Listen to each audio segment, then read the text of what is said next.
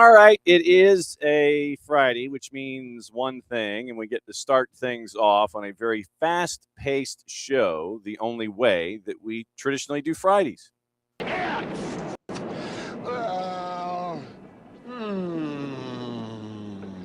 Come on, man. It's Go for it, dude. It's Friday! Friday! Friday!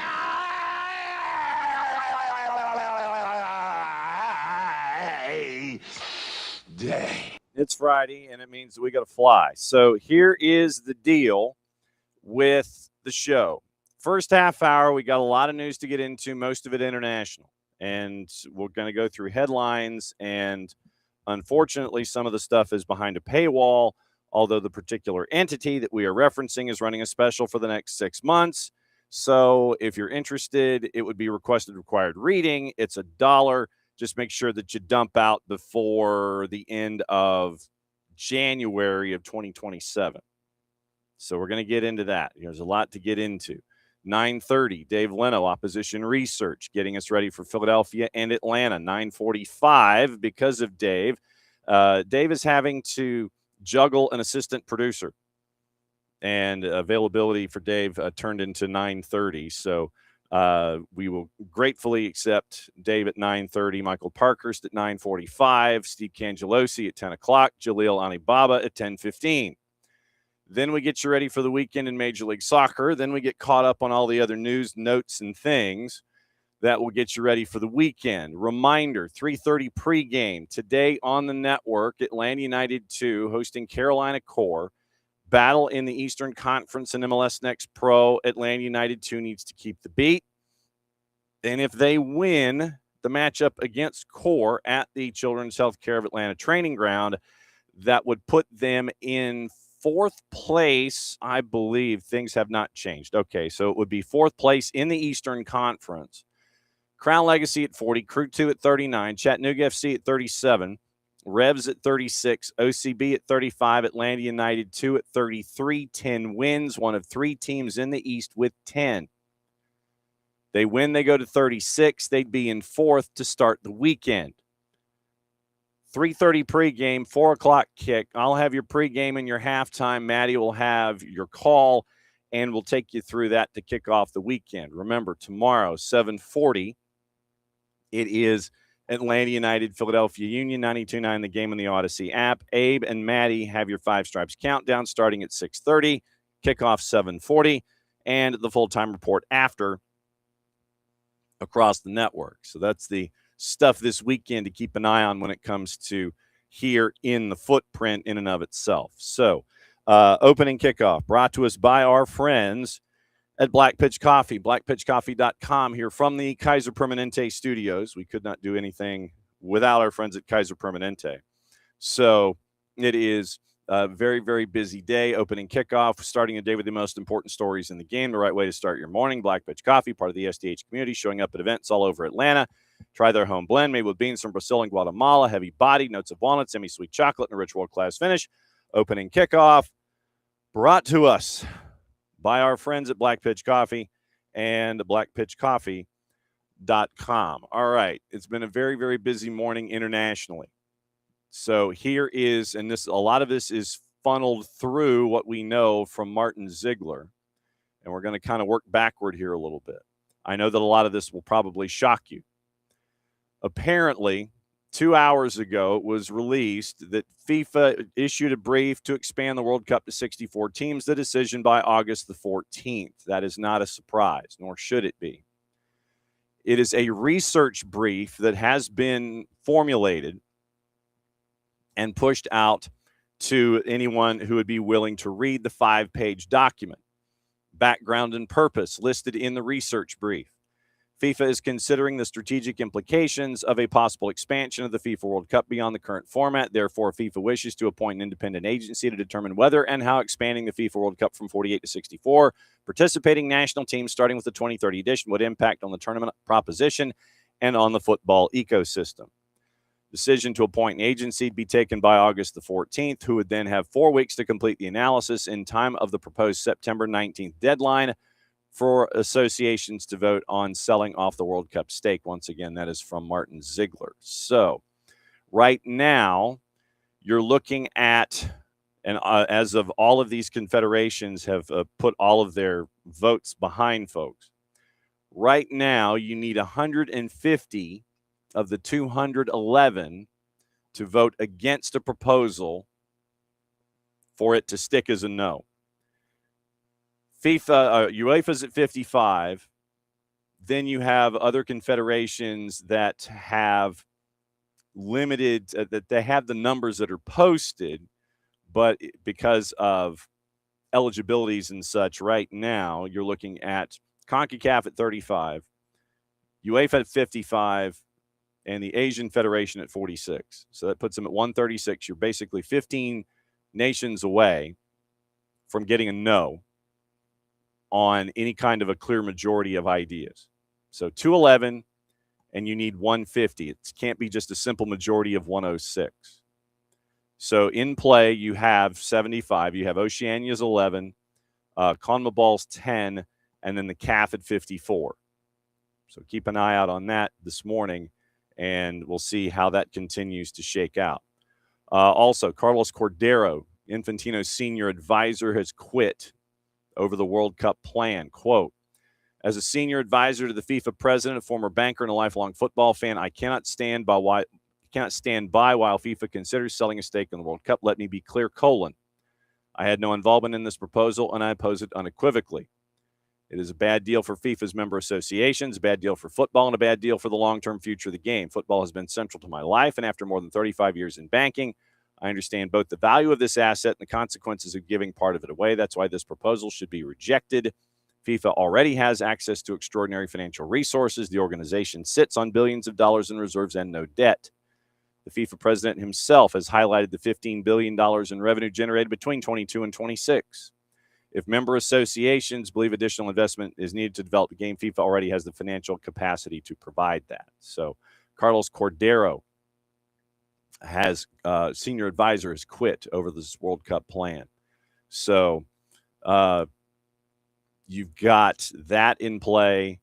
Asian Football Confederation came out and said they stand in solidarity with UEFA and CONCACAF in expressing serious concerns over FIFA's proposal to introduce private investment into FIFA's flagship competitions and the decision-making process around FFE. The fact that the situation has reached the point where a real possibility of a FIFA World Cup boycott has entered public discourse should concern everyone who cares about the future of our game. Football should never have been placed in such a position. Against this backdrop and in light of the clear positions expressed by UEFA and CONCACAF, as well as the unprecedented divisions that have emerged across the football world, the AFC believes the proposed FFE cannot realistically achieve the necessary broad consensus and unity required to move forward. The FIFA World Cup is the pinnacle of global football and derives its strength from the participation of all confederations and the world's leading football nations. Any proposal that risks undermining the unity and universal character of the competition must be reconsidered. So that's where we are with right now. Another federation has jumped in to say their piece. A senior advisor to Gianni Infantino has quit in protest. And you now have right now a number and a research brief out to determine whether or not there's a viability of going from 48 to 64. This research brief could have come out anytime between now and a year from now. But as it comes out right now, it seems like it's somebody who's pushing something to the front of the line. And I don't see why this research brief really would be given a no under any kind of a circumstance. If you think about it, and we've been talking about it ever since the idea of a field of 64 has popped up. It's heading in this direction. 48 was a success. Financially, because of the market that you were in when you had a host, and the quality of play. I think that anyone who was somewhat concerned, yes, you did have a couple of dogs, the Curacao 7-1 match and then Tunisia, which was a shock. Tunisia's results and the Curacao 7-1 match with Germany. I think that's it. There might have been another one or two that aren't popped into my head recently. But with those two matchups that we're talking about, there were very few that were just absolute dogs that were not worthy of any kind of mention in any kind of a sportscast, VO, highlight, what have you. So, and Abby, it was another 20 million, but that's 20 million up front. And then the one thing to remember about private equity firms, the Big 12 conference is going to learn this pretty quick. Anytime you have any kind of private equity firm that wants to invest in something, they are looking at one thing and one thing only. They're looking at profit. They're not doing this for the goodness out of their heart. They're looking at profit. They are looking to invest. They will front you the money, but they're looking for profit on the backside pretty quick. And if they don't get it, then the entity that they have negotiated this investment with is going to get chopped up, damaged, however you want to phrase it. They will not be the 100% it will not be the 100% organization that it was going into it. If FIFA had just said, if you take everything to the side, if FIFA just says that we're looking to expand to 64 teams, none of us would have been surprised. None of us at all. Would not have been surprised one bit because of what happened with the field of 48. Field of 64, you're going to have 6 nations in 2030 hosting events. You probably need to go to 64 teams. Probably means that all of CONMEBOL gets in anyway. So the world is closing when it comes to the talent pool.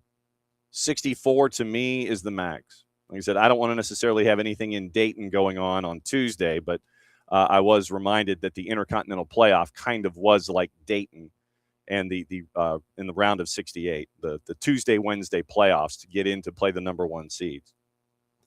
So if we had just said, all things aside, you're going from 48 to 64. Okay, cool. You got a new TV contract coming up with U.S. partners. You're going to charge them billions of dollars. It gives them more games, gives them more inventory, more opportunity to make money back, blah, blah, blah.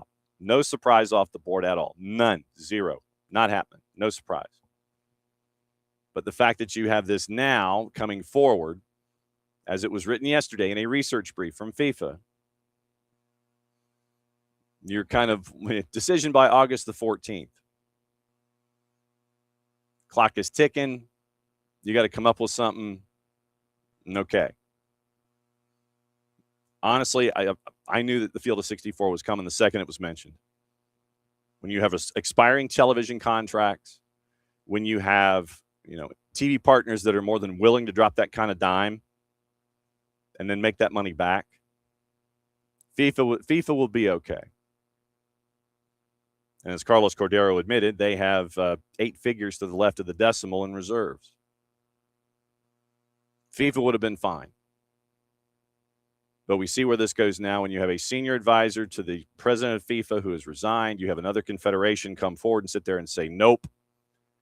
And then you add to this research brief that was issued yesterday to expand to 64.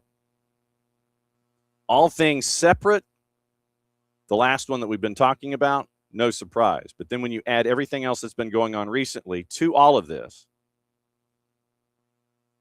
you get the feeling that someone thinks the clock is ticking and they've got to boogie quick. Just saying. So that's kind of where we are. Why David wants to know, why did they give Fox such a deal on the broadcast rights for 22 and 26? That because it was 22 was in Qatar, and they had to flip the schedule. It wasn't a summer championship. It was a winter championship, and so you had all of these different things that had to be flipped. And so FIFA did them a solid. FIFA did them a solid with naming it twice. They gave them the 18, and that it was when they gave them when they no bid the whole thing. It was a make good, basically. Qatar being 22, it being in November, it not being in summer, having to uproot everything attached to their schedules and NFL and all this other kind of stuff. So they did them a solid. And they know they gave them a cut rate deal. That's like, yeah, we'll give you 22 pricing for 26. We know that you're kind of, you've been our buds for a while, so we're going to give you that deal at that rate. So that's why it was given that way. So it was, yeah, Fox, no doubt, they did come out the winner in that. And that's why they're now back in the pile with everybody else, because this go around with this one going to the field of 64, you're going to be charged billions of dollars. But yeah, Big FOX made a fortune off of the 26 World Cup. No question that they did, because they paid 22 pricing and they probably cleared at least $500 million in revenue. I think it was at least 200 million because of the advertising break or the hydration break and how you wanted to take advantage of it in game. You were able to sell more inventory because of the hydration break, and Fox took advantage of that. So Fox made out very, very well when it comes to the 26 World Cup, but that's it for their deal. Now they're back with everybody else at the drawing board table, and we'll see where it goes. But those three big events came in this morning. Senior advisor quits. Research brief issued by FIFA to go to 64. No real surprise, but the timing is what the timing is. And you've got another confederation come forward. So you're about, I think you're 16 short. You're about, in a perfect world, say 24. You need 24 to flip of the 75 that remain. So what, a third? And then Infantino and his idea gets a no. So that's where we are. It's got to be 150 out of 211. It can't just be 106. It's got to be 150. But that's kind of where we are with this. So that's opening kickoff. There's a lot to kind of kick around to let you know what else is going on. But that's just the start. That is the start of everything. So there it is. Now it is it's all squared. It's all in play, and we'll keep an eye on it as we go. Like I said, Dave Leno coming up here in about 7 minutes. But all of the stuff with FIFA, that's opening kickoff. Brought to us by our friends at Black Pitch Coffee and blackpitchcoffee.com. Starting your day with the most important stories in the game, the right way to start your morning. Black Pitch Coffee, part of the SDH community. And it is showing up at events all over Atlanta, trying their home blend. It made with beans from Brazil, Guatemala, heavy body, notes of walnut, semi-sweet chocolate, and a rich world-class finish. Opening kickoff, powered by Black Pitch Coffee and blackpitchcoffee.com. Do not believe that there is a plan to expand the Women's World Cup past its current number. I think Netflix also paid $200 million, I think, for it. Hang on just a second. Because I saw that number this morning. And where did I see that number? Was it actually? I know where it might have been. I think it was actually was in the Morning Espresso, brought to us by our friends at Kaiser Permanente. I think that's where that was. If you have not subscribed, go to soccerdownhere.net, and then you can subscribe to the morning newsletter. That is the Morning Espresso. All the news that is fit and placed in one place. Netflix is paying an estimated $200 million for U.S. and Canada broadcast rights to 27 in Brazil. According to people familiar with the deal, Streamer had already announced it also holds rights to 31. Financial terms for that deal have not been disclosed. So it is $200 million for 27, and then it is 31 has been paid for, but we don't know the rate yet. So both of those are heading to Netflix, and we'll keep an eye on all of that as well.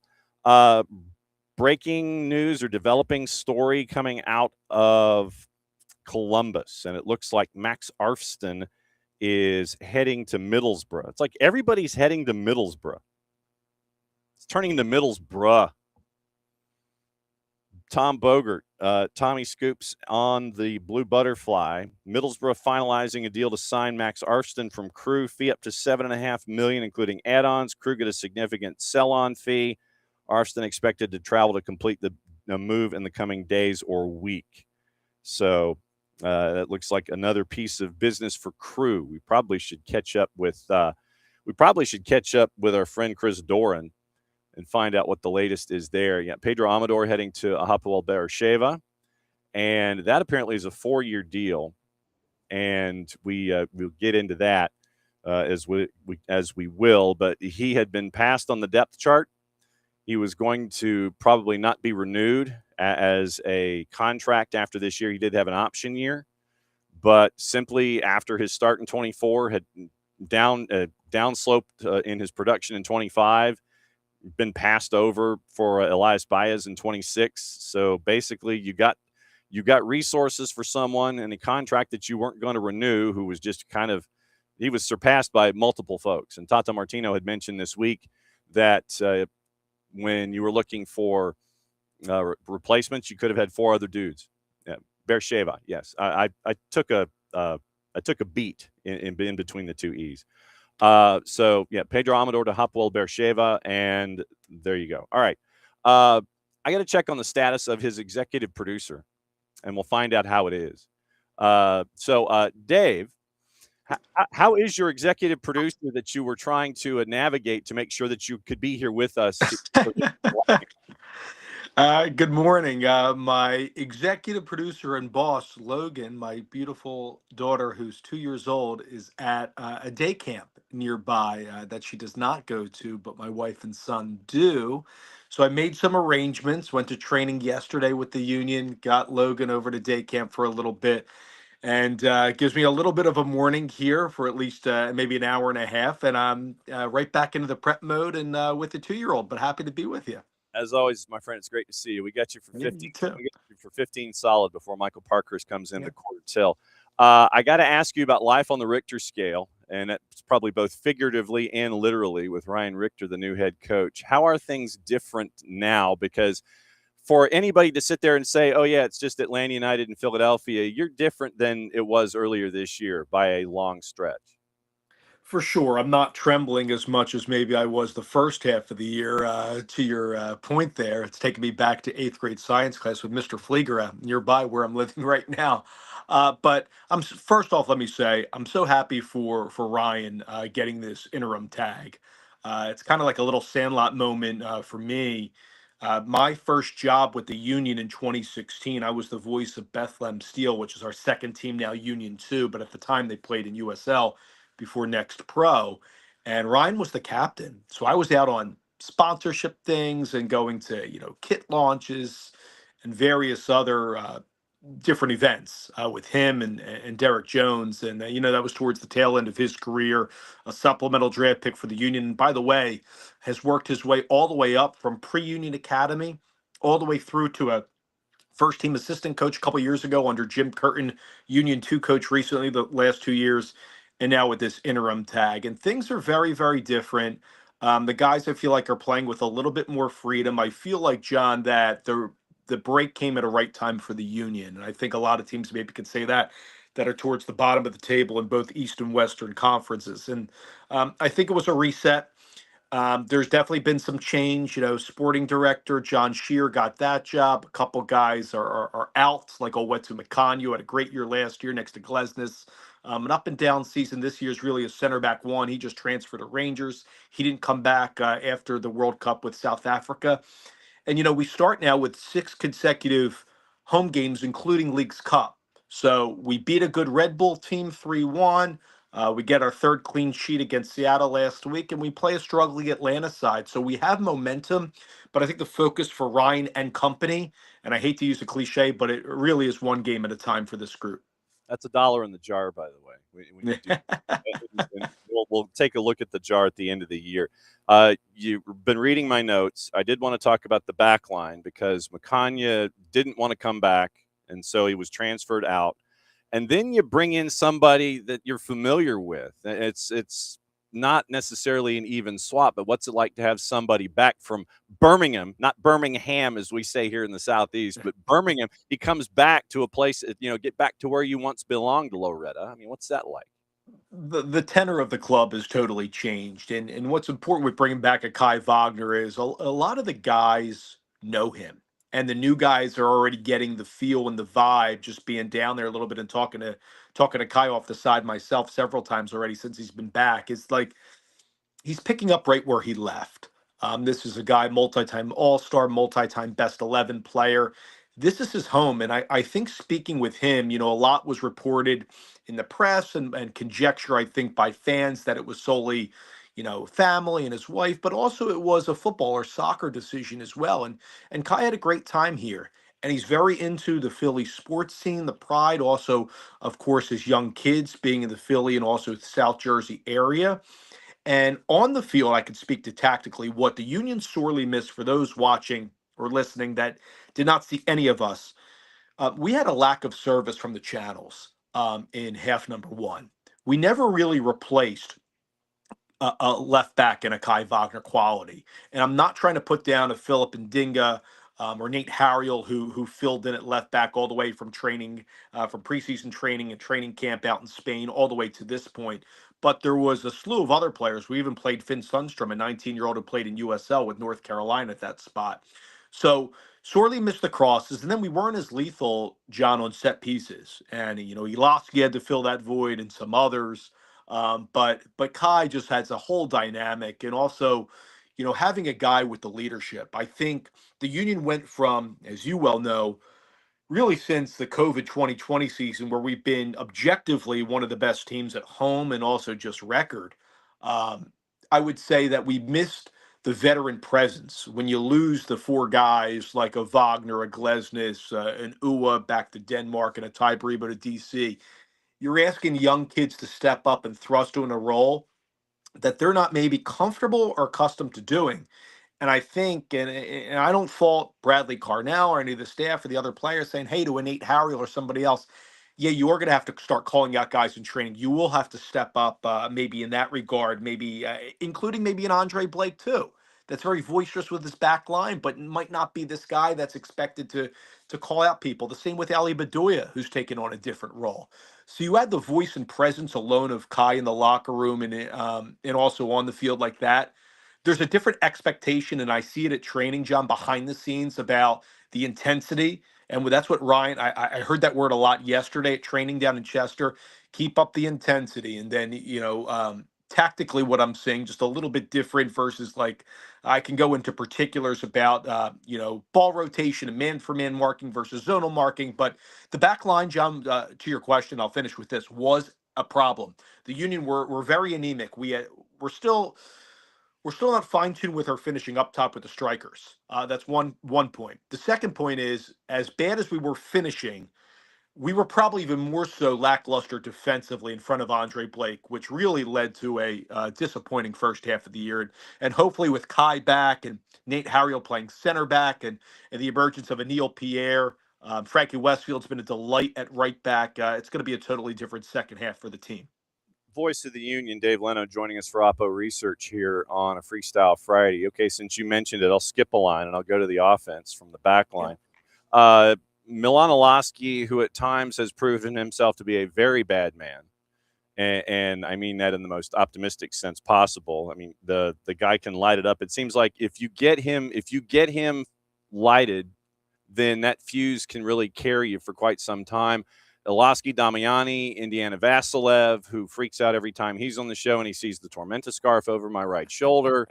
The offense that is there, the engine kind of seems to be turning over a little better than it has in the past. Am I wrong? It's fair to say. I think I would like to see, and this is just my play-by-play opinion, I would like to see us a little bit more dynamic in the transition game, and I think that's where we were really good last year in the Supporter Shield years. Like, how quick can we go? Make a turnover, quickly go into space. And I remember a goal that we scored last year at Montreal that Vasilev right on cue scored in like the second minute. And we were down the length of the field in about 7-8 seconds. And that was like a Bradley Carnell or the Union DNA type of goal where we maybe don't like to have a lot of the ball. We dispossess the opposition and we go quick. I would like to see a little bit more verticality moving forward. The tear that Ilaski's going on, this is a guy that switched his kit from 32 and assumed the number 10 jersey. He missed a penalty, which I know early hindsight's easy to say, but he missed a penalty down at Mercedes-Benz. You remember the game back in mid-March down there in which we lost 3-1. If that goes in early on in the game, Damiani had a chance with a volley. Might have been a different outcome. Again, very early in the season, and now we're at a different point for both of our clubs. But Ilaski scored 7 goals in the last 5. And what's different about him, what Ryan Richter, the interim manager, is doing. So Bradley can deploy him either as a second 10 in a 4-2-2 or as a second 9 as a second striker. And I think Ryan prefers, and he said this publicly, as a second striker to a Bruno Damiani, or you can bring in Ezekiel Alado. And the thing that makes Ilaski special is his quick release and he can really make something out of nothing. Yes, if like you see in one of the goals that happened from Westfield where he curls the ball up ahead, it bounces once, one-time hit, beautiful finish from Miloski.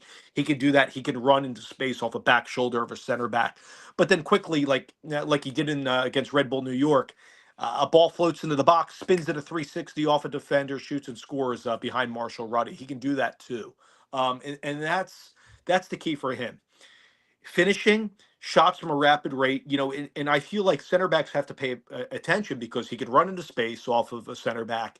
He can lurk out like to the tip of the 18, the penalty area, and take a shot from 20, 25 yards away.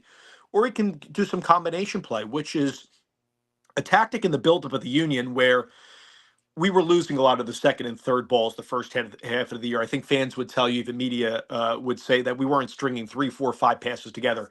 That has changed in the last couple of games on this win streak. And again, it's only a small sample size, but I think a lot has to do with Iloski deployed up there. But I will tell you this, guys like Bruno Damiani only has 1 goal this year. He had 7 last year. He would tell you needs to finish in front of goal. Ezekiel Alado, club record transfer fee. The kid's only 20. For me, in over a decade in MLS now, I know there's still some acclimation period to a guy from Ghana, played in Sweden, coming to the United States for the first time, not knowing really anybody. There's still going to be time to be worked out, but Alado is this big presence where he can run into space like a Mikel Ua, but we're not seeing a lot of those direct balls over the top from the Union into space lately. Maybe we'll see a little bit more of that against Atlanta. We'll have to see on Saturday night. But he does provide that hold up play like a Bruno. So while the strikers, lastly, aren't scoring and finishing at a rapid rate that we all would love to see, and they would too, it's the work against the ball that the requirement in our system, the defensive work from your 9s and from your 10s, that guys that you mentioned, like Adoloski, like Indiana Vasquez running all over the place, scores an open play against Red Bull. The emergence of Kevin Sullivan recently, starting a lot more for the Union right now. Quinn Sullivan back, Kai Wagner. It's a totally different team, and I know people are like saying, "Hey, Dave, you just brought Kai back, and Quinn's coming off the ACL." But I can tell you the vibes are different on a 2-game win streak. It's our longest win streak of the year, and hopefully that will continue against a struggling Atlanta team. I was going to ask, what kind of a matchup are you anticipating in this one? Another one of those Atlanta Philly, knockdown, drag out, Broad Street fight kind of things. What kind of the match are you expecting? Yeah, I think it's going to be a battle of, an Atlanta team that comes in. I think, they want to go after the game and maybe replicate what Seattle did, was make it very ugly for the Union in the first 45 minutes. And there were very little frugal opportunities in front of goal. And I expect, Tata Martino's group to take a page out of Brian Schmetzer in the matchup. And what I mean by that is, a mix of a high line of confrontation, what I've seen on tape from Atlanta. The question that I have for the Union, again, quickly, if they get a turnover on a Miranchuk Almiron, how quickly can they play a ball into space to a Lukic or Danley, then forward to a spurting Kevin Sullivan to lead on an Iloski or a Damiani, whoever starts in the game. So that for me is key, because another factor that I've seen, and John, correct me if I'm wrong, but I've seen a ton of service from the width of teams recently, like a New England, like a Charlotte against Atlanta, where I feel like Atlanta is conceding space on the channels. And that's when you bring a guy like Kai Wagner, where he didn't put in a ton of crosses against Seattle, because I think that was part of their game plan to deny Kai getting forward up on the left. And I think a very good scout at that. And I expect Atlanta to do the same. Atlanta's right against our left-hand side. But I expect Kai and Frankie Westfield to get forward. And I think that is I think something that, just in my opinion, that Richter and staff can use at their disposal, because a lot of times what I see is a lot of ball watching from Atlanta recently, on this winless in 7 skid, is that like guys that are just easily running in the box, like a couple through balls and scoring. So I hope from the Atlanta perspective that they clean that up a little bit. Of course, with my Union cap and polo on, I look for our team to go on a 3-game win streak into Leagues Cup. I think that will help us. But these runs in behind, I think from the Union, I think that's key. My question for Atlanta is, how organized is that back line going to be against us? I have no qualms about the Miranchuk scoring 5 goals, Almiron finally getting on the board in back-to-back games. I know the new acquisitions that they brought in as well. Hopefully it can be a great toe for toe, matchup where we're having a plethora of shots, maybe more of the shots on target for the Union in the matchup. But I expect a great game because, like you said, these Union Atlanta games, no matter where they are on the table, they're always thrilling and a joy for me to broadcast. The back line for Atlanta, I would anticipate being some combination of left to right, Baez, Alonso, Mihai, and Tomas Jakob. Yeah. And so from that, I have no qualm. Cooper Sanchez is away with the U20s, so that probably means it's Tristan and maybe Will Riley getting the start. I would anticipate in a 4-2-3-1 that you're probably looking at. I would say striker would be an interesting question. Is it Fafa Pico up top? Yep. Then you're looking at what's it going to be on the left. Then you would have, Miguel and Alexi as a part of that. So I've got one question in the midfield with Fafa up top. What I would posit for Atlanta in the attack, since you mentioned your left with Wagner and Vasilev, I would posit in return the right-hand side with Alexi and whatever that rush is. And if you see Jakob coming forward, which he's not afraid to, that possibility of getting behind that back line, I'm looking at, say, Wagner and Miranchuk as being one of those good 1v1 matchups to keep an eye on Saturday night. Yeah, I love that. And then the question that I have for us, and I think a lot of your U.S. soccer fans might keep a track on this guy, 18-year-old, 6'7", Neil Pierre. He was very good in Denmark playing with one of the clubs we have a partnership for, Lyngby. How does he do coming off a secondary assist to Westfield, then leading on the goal for Iloski? So I look for Pierre, who's we know how lethal he can be on set pieces, but also, despite his lanky frame, he's a very adept passer, comes in with a lot more confidence, learned how to, even more so at 18 years old, be more of a professional going overseas, playing in an environment you're not accustomed to, right? Even though he started with his U.S. youth team. So that partnership between him and now Nate Harriel, who's played all four spots in the back line. How do they derail and limit, especially in rest defense, like an Almiron, like a Miranchuk, like you're saying, or whoever else starts on top? I know Fafa, right, hasn't scored in maybe the last couple of months, but when I first came to the Union, Pico was on the team. He was a delight to cover. I used to call him the Gazelle affectionately. Love to see him run into space, could finish well. So it'd be good to see Fafa back. And I know Sergio Santos, I believe, is still on the roster as well. I think hasn't played in considerable time. Yeah. Things can change. Look, MLS, 9 teams in each conference make the playoffs. Both of us are maybe not in prime positioning right now. The Union have a little bit more momentum into the game. They're at home. The crowd certainly sensing that, Quinn's back, Kai's back. I think it's going to be a nice environment down in Chester on Saturday night. But like you said, I think there's an Atlanta team that's hungry for points, and I know they're going to go after the game. I do not expect them, and I would be shocked if Tata says, "Hey, we're going to sit back, let the Union have the ball and break us down." I don't think that would be a good sign for Atlanta, even though the Union don't like to really play with a ton of possession. So looking forward to a great game. Always a pleasure to cover these two teams, and I'm excited to keep the momentum going, and then we'll see as it relates to Leagues Cup for the Union, where we're home for another 3 games, what that does to our growth and momentum in the second half of the season. Hit the promo for me before you go, sir.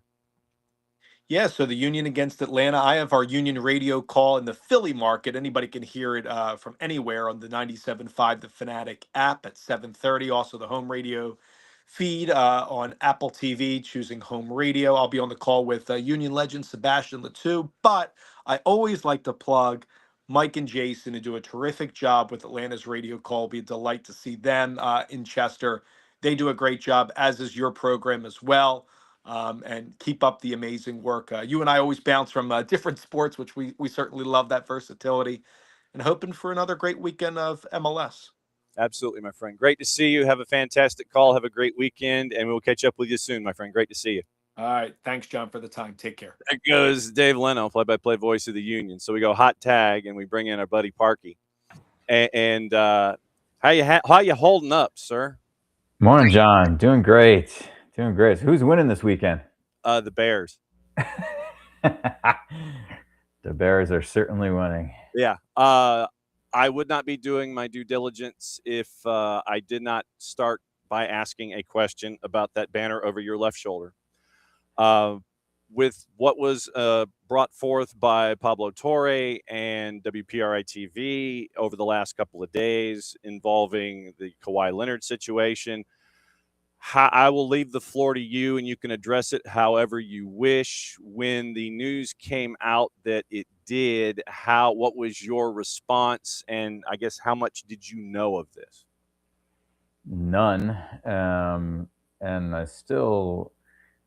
I guess financing and all the money stuff is not my forte, because I read a little bit about it. I didn't pay too much attention to the program, because while our name was mentioned and involved because of Kawhi, I think it's more on him as a person than it is on us as a business. So I kind of think it's much ado about nothing, but again, there are other people more involved with that side of stuff, so I kind of leave it to them. But I don't think we are implicated in anything or did anything wrong. So Okay. I didn't lose any sleep. Okay. Hey, if I needed to do my due diligence, Of course. to put that to the table for you, and thank you for your candor. It is that time where we are now second half of the season, Major League Soccer, and getting into the money part of the schedule. But with you and with what you're doing at Beyond Goals, I thought it was really interesting. I noticed that there was a video that was posted by you the other day, a couple days ago, and you were reminding folks who are of a high school age, like the rising senior, about, if you're not getting looks and you're not, don't freak out, basically, if you're not getting looks or you're not getting the looks you think you should be getting at this point because you're heading into your senior season in high school.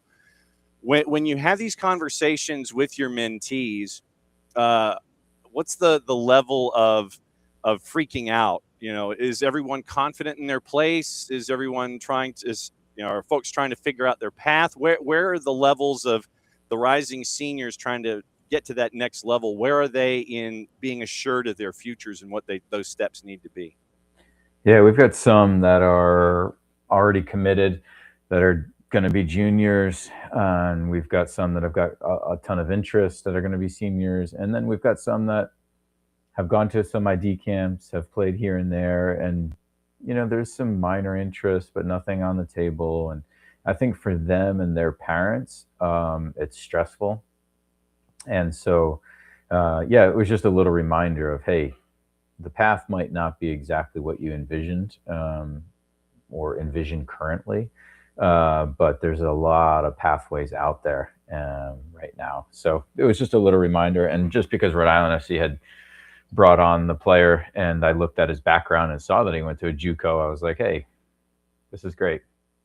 Well, and at the same time, you don't want a mentee to, and my mom's going to kill me for this because it's a double negative, to not be yourself. You don't want to not be yourself. That's where I was going with this. You don't want to try to.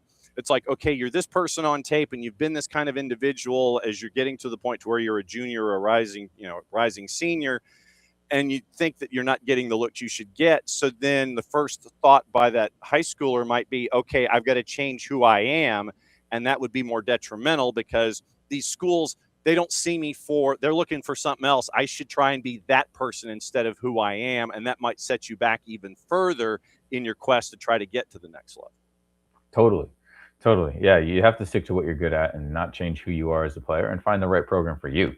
Because you may be a very good player that doesn't fit in every single program, right? I didn't play for every coach who loved me. So doesn't mean I was a bad player, but to each their own, right? So, and another pathway that I haven't really touched on that much is the gap year program, which are getting bigger, especially now with this 5 and 5, where you can take a gap year and still have 4 years of eligibility. So there's more programs out there that are providing like this gap year I don't know what to say, gap year. Opportunity. Yeah, opportunity is a good word. Well, and also because of recruiting and trickle down and NIL and all these kinds of things, you've got a lot of these Division I athletes that think they're D1 athletes, and in a normal world, all things being equal, they are.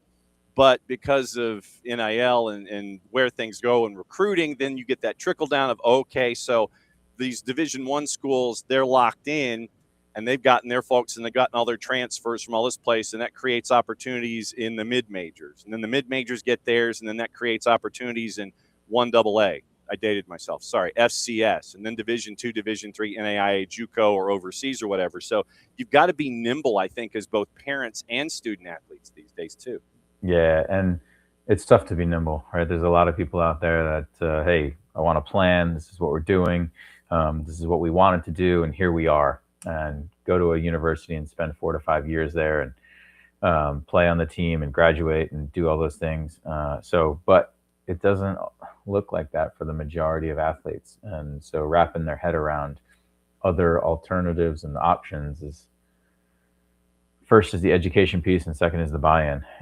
So getting there with some. How hard is it to, because you mentioned education and buy-in, and I would imagine that education is the easy part in a lot of aspects, but they've got to want to listen. That's the other part in this. It's like you can tell them all the information. You could be 100% correct in your observations, but they've got to want to listen, and they've got to want to understand what's going on and not be, stubborn about, what they want to do, and they just end up banging their head against a wall because of it. Totally. And to further complicate it, it's two parties, right? You have to get it from the parents, but also the athlete. Right? The parents can understand it, see it, be all in on it, but the athlete is like, no, I don't want to take a gap year. No, I don't want to go to a D3. And then they cross off that until it's too late. And, so yeah, it's a challenge sometimes, but hey, all we can go out there is provide some opportunities, show them what's out there, help them to our best of ability. And, everybody finds their way eventually. And you definitely hope that's the case, because you don't want someone who is talented mistake an opportunity and leave it to the side and then be caught having to come back into a process and then become soured on the whole thing because of what they thought they were able to do, couldn't do, and then, I've got to go back in. And you don't want to lose that kind of individual to all of the machinations that are currently going on. Totally. And the other big point I tell them is it doesn't matter what level you play at. The experience of being on a team in college and making friends and being part of that group is unlike anything else you'll experience in life. And so it's such an awesome opportunity, no matter what level you're at, to be part of that team and have that experience. Okay, let me steer it. Let me smash into the guardrail here and go to my next topic. All right, so obviously right now, this weekend, we just had Dave Leno on before you came on. Dave's the radio voice for Philadelphia. Atlanta and Philly, they're playing this weekend. Both teams bottom of the table in the Eastern Conference. And Jason did a really cool piece this week about where Atlanta United is trying to piece things together here and, work on the fly to try to improve and go up the standings and everything. And the idea of bringing folks together, you got the young guys who have been through the academy. They're working their way up. Fafa Pico, who apparently is now called Unc. He's like the older uncle that's a part of this. And he's kind of like the overseer of like golf and all these other activities to try to get to know each other. How difficult is it when you have all these new guys coming in to try and integrate, to try to understand where everybody's coming from quickly, so you can get the personality part out of the way and then work on those personalities on the field? This seems like you're juggling a bunch of different chainsaws here in a difficult situation. For sure. It's a bit of a mess from the outside looking in, and it is challenging. But there is a really good benefit to bringing in new blood in that they're not used to what's going on right now, right? There's players that have been there all season and maybe even last season as well. And I'm not saying they're used to losing, but they're not surprised, or they still go into each game wanting to win, but as soon as things go poorly, in the back of their head, they're like, oh, here we go again. Versus the new guys have no understanding of what the last years have been like and what the last months have been like. So sometimes that fresh attitude is welcomed inside a locker room. It can help turn things around. So even the technical side on the field apart, just the mentality of some new blood sometimes is good. But I will give them credit that staying together as a team is the toughest thing to do when things aren't going well. It sounds like they're doing it, relatively well, and it's never going to be perfect. Right? If Joseph was on that team, everyone probably would hate him because of the competitor that he is. So that was always a tough challenge for us when we were going through some tough stretches, and it's difficult. Gosh, it's difficult. I feel for the guys that are on the team. Well, and when you're going through something difficult, and you got different personalities, and I know that some folks are probably gung-ho 100% in this stereotypic locker room that we're talking about. And how do you keep someone who might be a rah-rah guy from getting to you? Because you're there, you want to do your job, you want to do it great, but that's not your personality. How do you keep the guys that are like 180 degrees from you from getting to you and turning it into a negative, to just understanding who they are and how they're driven? Yeah, so tough. And when we were in moments like this, it's really tough to know where's that balance between still supporting guys and still having a good attitude versus like MF and everybody saying this isn't good enough, and like F you and F this, trying like, hey, I'm not going to be happy that we're losing, right? I'm not going to be happy that we are at the bottom of the table, and I'm going to go into training, right? And I'm not going to be all giddy like I am if we were at the top of the table. And that's just more of a mentality thing of, hey, I'm pissed off about where we are and what's going on, versus do I still put the smile on? Do I still have a great attitude? Do I seem like this is okay? Or, what gets us out of this quicker, right? It's really difficult to know, right? Because I think guys are afraid probably to smile sometimes at training when things are going like this. But also I understand that, right? Should you be happy where things are right now? It's really, really difficult internal battle, I think, figuring out just the emotional response when the team is like in a situation that you're in right now. And the mogul in training that you are, as we continue to smash guardrails this morning, you re-signed Koke Vegas and a couple others to extensions. Is that right? Yes, we did. Yeah, Koke, Hugo, one other, Amos, guys that are really important to our roster, the core group. Koke's been phenomenal for us, such a great human being and captain. Amos and Hugo have been really, really big parts of our team. So, we don't want these guys hitting free agency. So we want to take care of them. And so, yeah, happy to do that. And we just loaned out a player to FC Dallas, which we're proud of, and hope he crushes it. It hurts us, obviously. He's a tough guy to replace, but that's what we're here for. We want guys to develop and move on. So really happy about that. North of the playoff bar in the Eastern Conference is what we like to see. As always, my friend, great to see you, and we will catch up with you soon. Thanks for dropping by for the lightning round here on a Friday. You got it, John. Have a good weekend. You too. There goes Michael Parkhurst, and Parky's going to be doing his thing. And so now we go hot tag, starting hour number 2, where we lead off with a hydration break, actually, as we bring in Steve Cangialosi. The Kangi Man, we have a hydration break brought to us by our friends at local Vine Beer, Wine, and Liquor stores. 2 locations. Johns Creek and Cumberland, and we thank them for being partners and friends with us here at SDH. So, how are you, my friend? You are not in the Cangialosi studios. You're in a place different.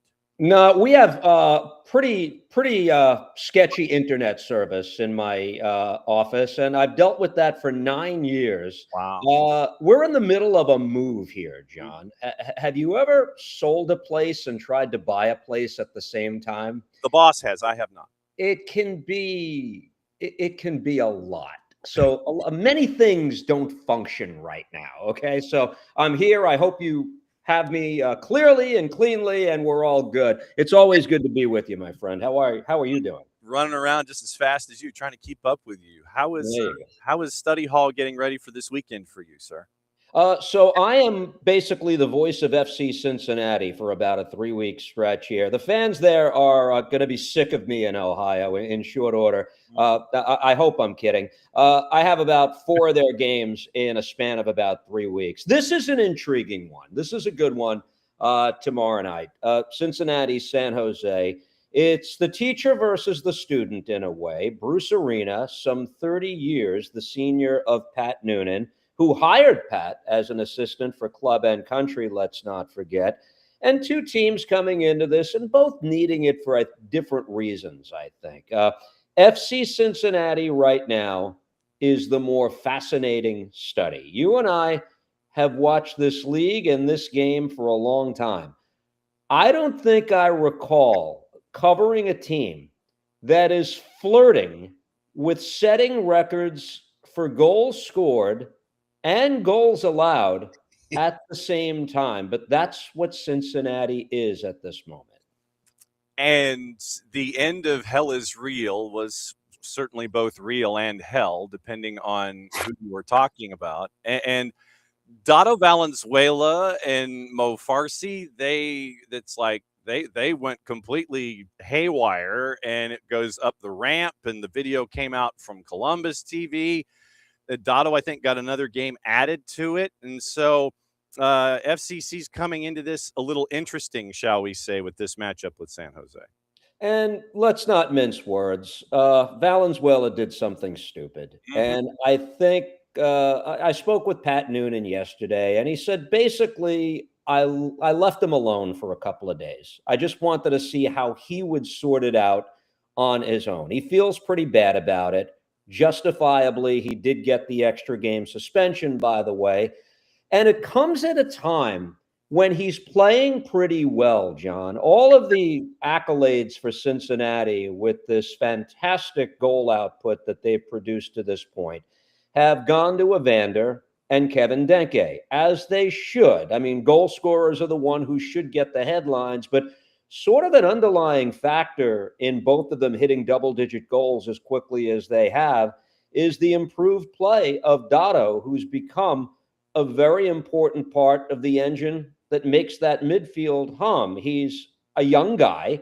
He's established himself on a very exciting team as a chance-creating number 8, and he's taken a very nice step forward at this point in his career.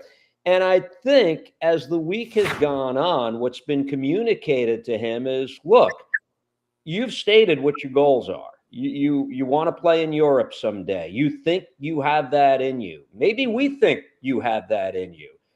Teams are looking at you. This is not a good look because they see at the end of the Columbus game a player who could not control his emotions when that is part of the element of being a pro. So he's going to sit.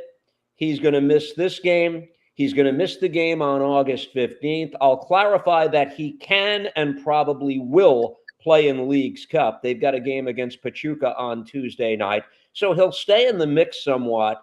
But in the big picture here, this has to be a learning lesson for a good young player who's going to have a nice career ahead of him. Yeah, we've seen him develop ever since his time MLS Next Pro with FC Cincinnati 2 at the beautiful Northern Kentucky University campus. So we've seen him evolve to where he is now. But you have this FC Cincinnati offense going up against San Jose's defense, which is borderline insane and toward the top of the table in fewest goals allowed in all of Major League Soccer. I think it's only 20 so far this season that San Jose has allowed. So it's an interesting contrast here about, okay, how's Cincinnati going to break down that defense that we've seen from San Jose? It'll be an interesting tactical battle here. What I do think we'll see is a little bit of a shift here. With Dado out, can they just comfortably slide Pavel Buka back to central midfield here? He's going to be a factor offensively regardless of where he plays. He's had a nice run of 8 straight games at right wing back, and he's played well there. Do they give up something defensively on that side of the field? They probably do. But think about what San Jose is doing, and in particular, the defensive structure that they're employing here. At this time in the league's history, where in the past few weeks we see players like Lewandowski and Casemiro come into the league. Here's Bruce Arena, age 74, saying, screw all that. I'm going to have 8 former college players line up last week in the Cali Classico, and they came within a missed penalty of winning it. So you talk about the construction of that back four. Reed Roberts is a hell of a player, right? Team of the match day, but it goes beyond that. And I think there are a lot of people out there who say the right things. I believe in the American player. Well, Bruce Arena, based on his roster decisions as a sporting director, his lineup decisions as a head coach, his actions probably speak louder than words. It's a tough game for Cincinnati because A, San Jose is a very good road team. They're 6-1-1 away from Northern California. And B, they get Preston Judd back this week. And what you don't want is a gifted goal scorer who was just snubbed by the people who comprise the all-star roster.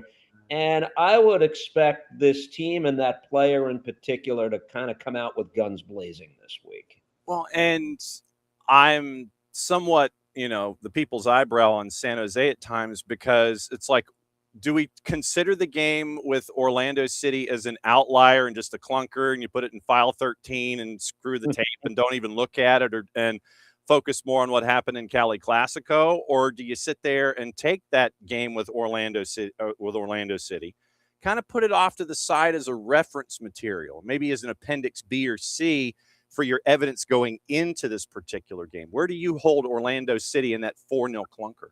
I close the door on that game and I never think about it again. The frame of reference I'll use is this. The best regular season team I was ever around was 2018 New York Red Bull, okay? 2018, it was the last of their supporters shield. And very late in that season, they just got blasted on a Friday night at home. It was Orlando, I believe, ironically, that came in and did it. It was 5-1. They parked it. It was fine. Everybody moved on. They went on to meet their demise in the Eastern Conference Final at the hands of Atlanta. My point being, I think everybody's going to have those chapters of a 34-game season where you're going to have to just sit there and say, what the heck was that? And I think there was a lot of that. There was a lot going on in that particular game, too. It was Griezmann's introduction, right, to MLS. And I would just say leave it alone. This is a team, by the way, that's going to get stronger as we get a little bit into the deeper days of summer. Securis, from what I understand, is probably about 3 weeks away. That's going to be a big addition.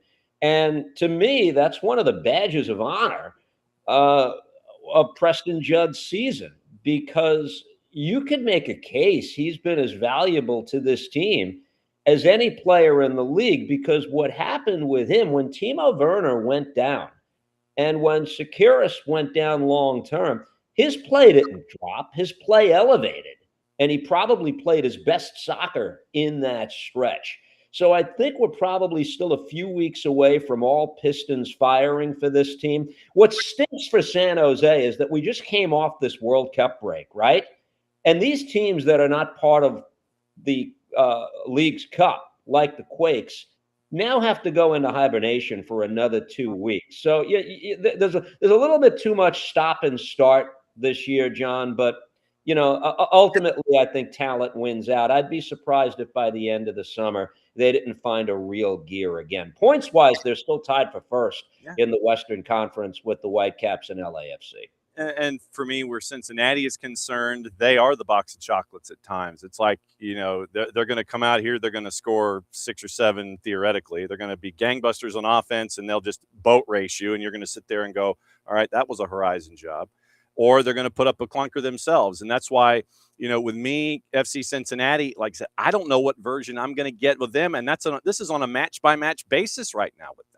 I don't think there's an easy fix here either, John. And this is interesting here. You see, I had this conversation with somebody yesterday. I think we're entering that time in MLS where the smartest sporting directors are going to say, we have to do what it takes to win. And if that means getting the less sexy players with our designated player alignments, we're going to do that. My point being, I think we're going to see a wave of more teams filling DP slots in this league with center backs. Okay. Now, FC Cincinnati's 3 designated players right now are Evander, Kevin Denke, and Miles Robinson, who, truth be told, his play has left a lot to be desired. All right. It was enough there for Pochettino to put him on a World Cup roster and to start him against Turkey. But there was never that feeling where he was going to be the first reliable option off the bench for the United States either. And with FC Cincinnati this year, is he part of the problem? No, but is he part of the solution? I'm not sure about that. Yeah. So my point being, he's had his contract redone where his 2026 marked the first year of the designated player status.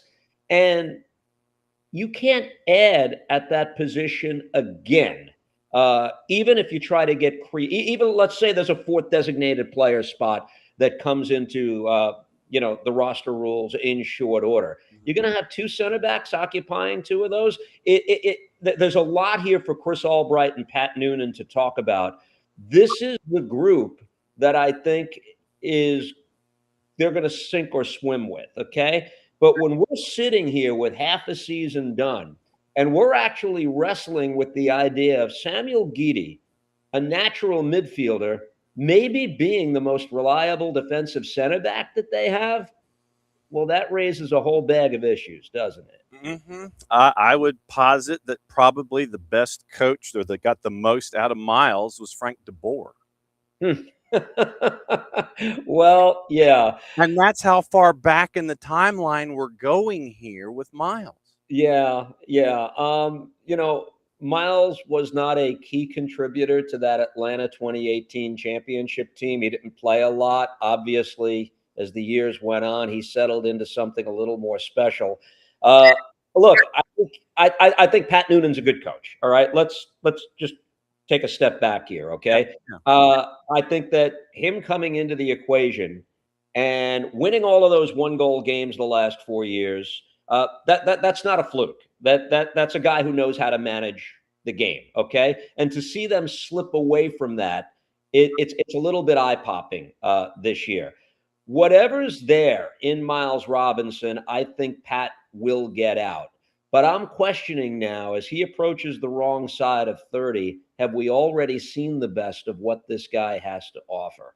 I think it's a fair question at this point. All right, so how much time do you have left on the house before you close where you are right now in Cangialosi Estates? Let's put it this way. Do you need any furniture? You look at this office, man. I'm stacked. Yeah. So my wife and I are moving back to Fun City. We're moving back to New York City, literally in Manhattan. We've lived here in the suburbs for a nice stretch of about 10 years. We're going to say goodbye to the green grass, and we're going to go to the concrete jungle. We've had this in mind for some time, and kind of looking forward to it. We kind of like the chaos of the inner city. It's kind of how we're wired. So we're supposed to be out of here in 3 weeks. Who knows? Wow. And so is Cangialosi 2, is that ready to move in, or is this still part of this crossover that we're talking here? So when I said chaos, I wasn't kidding. So I think we're going to be moving into the lovely Residence Inn for at least a couple of days, if not a couple of weeks. And don't ever do this, by the way. Just stay where you are. Really. Yeah. Dominus Omnis, my friend. As always, it's great to see you. It's fantastic to see you. May the transition from Cangialosi A to Cangialosi B be as flawless as possible. Keep us posted on this, and we definitely need to see the new Cangialosi Estates when you move in. We need to have the ribbon cutting and everything on the air. Fewer windows, but we're going to do what we can to make it aesthetically pleasing. Yes. Fantastic. Thanks, have a safe call, my friend. We'll see you soon. See you soon, pal. Bye. There we go, Steve Cangialosi. And so now we bring in we have a debut. We have a debut here on the morning show. And there's only really one way, I believe, that we can welcome this individual here to the morning show. And it is through his own words. Oh, wow. Oh, wow. that's literally the only way that we can do it. So we bring in Jalil Anibaba to the morning show. Hey, what's going on? How are we doing? What an intro. Anytime you got reactions from me, I would like to think they're lit. So we're up this morning. We're up. It's all good. First off, welcome to the morning show. This is part of the chaos that we have every single Monday through Friday. We are Turner Time kids. Yep. So we start at 9:05 Love and it. we go for however long. Trust me, we do go into added time because of my golden retriever brain. Love And it. this is what we do on Fridays. We always catch up with our friends from Apple and MLS Soccer to find out what's going on. But I wanted to dial it back to start to Monday. Okay. As we build our way forward to this weekend. You and AJ Ricketts got to call the MLS Next extravaganza, which was all Eastern Conference all the time. And now that you've had a couple of days to think about it, what were some of your takeaways from Blowout City, where the Eastern Conference took care of the Western Conference? I believe it was 6-1 the final there. Yeah, it was awesome. Well, first of all, thanks for having me. It's a blessed Friday morning, and this is a great way to start it. As far as Monday was concerned, moonwalking back to the top of the week, the MLS Next All-Star game was awesome. What a platform for the young individuals. And like you said, the East showed out. Oscar Aviles was completely amazing. He was the MVP, ended up. Liam Stribling did his thing. Benji Flowers on the West side was obviously a player that a lot of people were keen to see what he would do on the All-Star platform, just recently signing with Dallas with the pre-deal to Chelsea. And then Jamil Denjaji, the captain for the East, did his thing too. So it was fun for a lot of reasons, and the young players balled out. All right. So since you mentioned Benji, let me bookmark him for a second. So Sure. when he signed and we heard about the pre-deal, I was like, don't go to Chelsea. Don't do it, because look, you're going to get that photo of Benji at some point where he's going to go over, and it's going to be at Stamford Bridge or someplace that's supposed to look like it. And it's either going to be him holding up the jersey, or he's going to be wearing the gear, and he's going to have the pen hovering over the contract and smiling because he's not going to be signing while he's taking the picture. Sure. He is going to Strasbourg faster than you and I can sit there and say Strasbourg. He ain't staying at Chelsea. He's going out the door to someplace else, and he's going to get lost in the sauce. That's my fear with Benji Flowers. I'm like, don't sign with Chelsea. If anybody has this opportunity, don't do it. But I understand why SCD is like, hey, man, up to 10 million, we'll take it. 3 million, no worries there. I understand the why, but it seems counterproductive to his growth.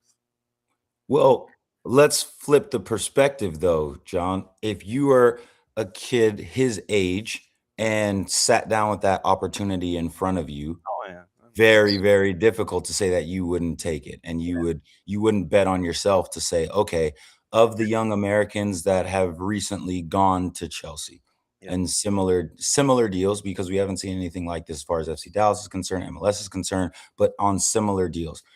Are you not going to take it? You're absolutely going to take it. You're going to bet on yourself and say, look, if all things continue to go in the same trajectory for me and my family, I'm going to be a player for Chelsea. So I don't fault him in any way, shape, or form. In fact, I feel it continues to elevate the growth of the league and continues to show that FC Dallas is one of, if not the best organizations in the MLS circuit as far as producing young talent, getting them into Europe very quickly, and letting them either try or come back to Dallas by fire. And the example that sticks here in our footprint here in the Southeast is Caleb Wiley.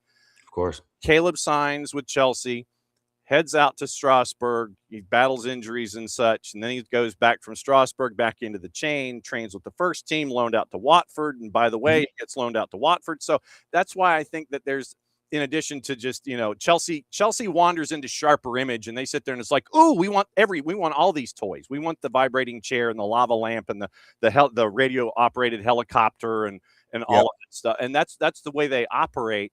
And it seems to me at times you get all the toys and then you don't use all the toys, and they just kind of sit in a corner sometimes. That's kind of like my thing with Chelsea right now. Yeah, philosophically, I don't disagree with you. Right. And I think a lot of people have taken the same view, either permanently or sometimes one day they wake up and they're maybe optimistic, or they wake up and they're like, you know what, John is 100% right. Wait, But what? What? hey, it's Friday morning. You get wins too, my bro. But it's one of those things where, being a young player once myself, the opportunities for you that come your way that feel like validate your dreams, you're not going to say no to it, because this is a profession where we've seen crazier things happen and we've seen stars become household names in more fortuitous ways than this. So it's again an amazing thing. And all shout out to Benji Flowers, because how many teenagers are we talking about in this light and in this opportunity? Yeah, well, I'd love for it to be more, and that's just me being selfish. But I mean, it's trust me, at baseline, I love the fact that FCD and Chelsea had enough interest in Benji Flowers to sit there and go, yes, we're interested. And then Chelsea comes knocking on your door. You're not going to sit there and say no. Like I said, Right. I just worry about stunted growth and development. That's my biggest thing when it comes to this kind of stuff. So that's why I wanted to bring him up, because you got to see him and you know what the knowledge base is around it and all that kind of stuff. Okay. That was the MLS Next part of the program. Yes, sir. For those that may not know, I mean, you are you're still ambassadoring in Nashville, right? Yes, sir. And so you're hanging out there. So where are you right now? Where are you physically at this moment? I am physically home in Nashville for the next couple hours before I hop on the plane and join everybody in St. Louis. Okay, so you get to go to the Pink Park and go and find out how things are with all caps, because I always feel like we have to say St. Louis City SC because it's in all capital letters. I like that. And that emphasis is always going to be there. And so Yeah. you've got St. Louis, who went into the Turkish league, and they brought in a new DP in Hulsa, and they're trying to find someone that can add to that offense, which is, for various reasons, been kind of stuttering this year. When you look at what you've seen from all caps, as we call them here on the show, what have you seen from St. Louis and Study Hall this week?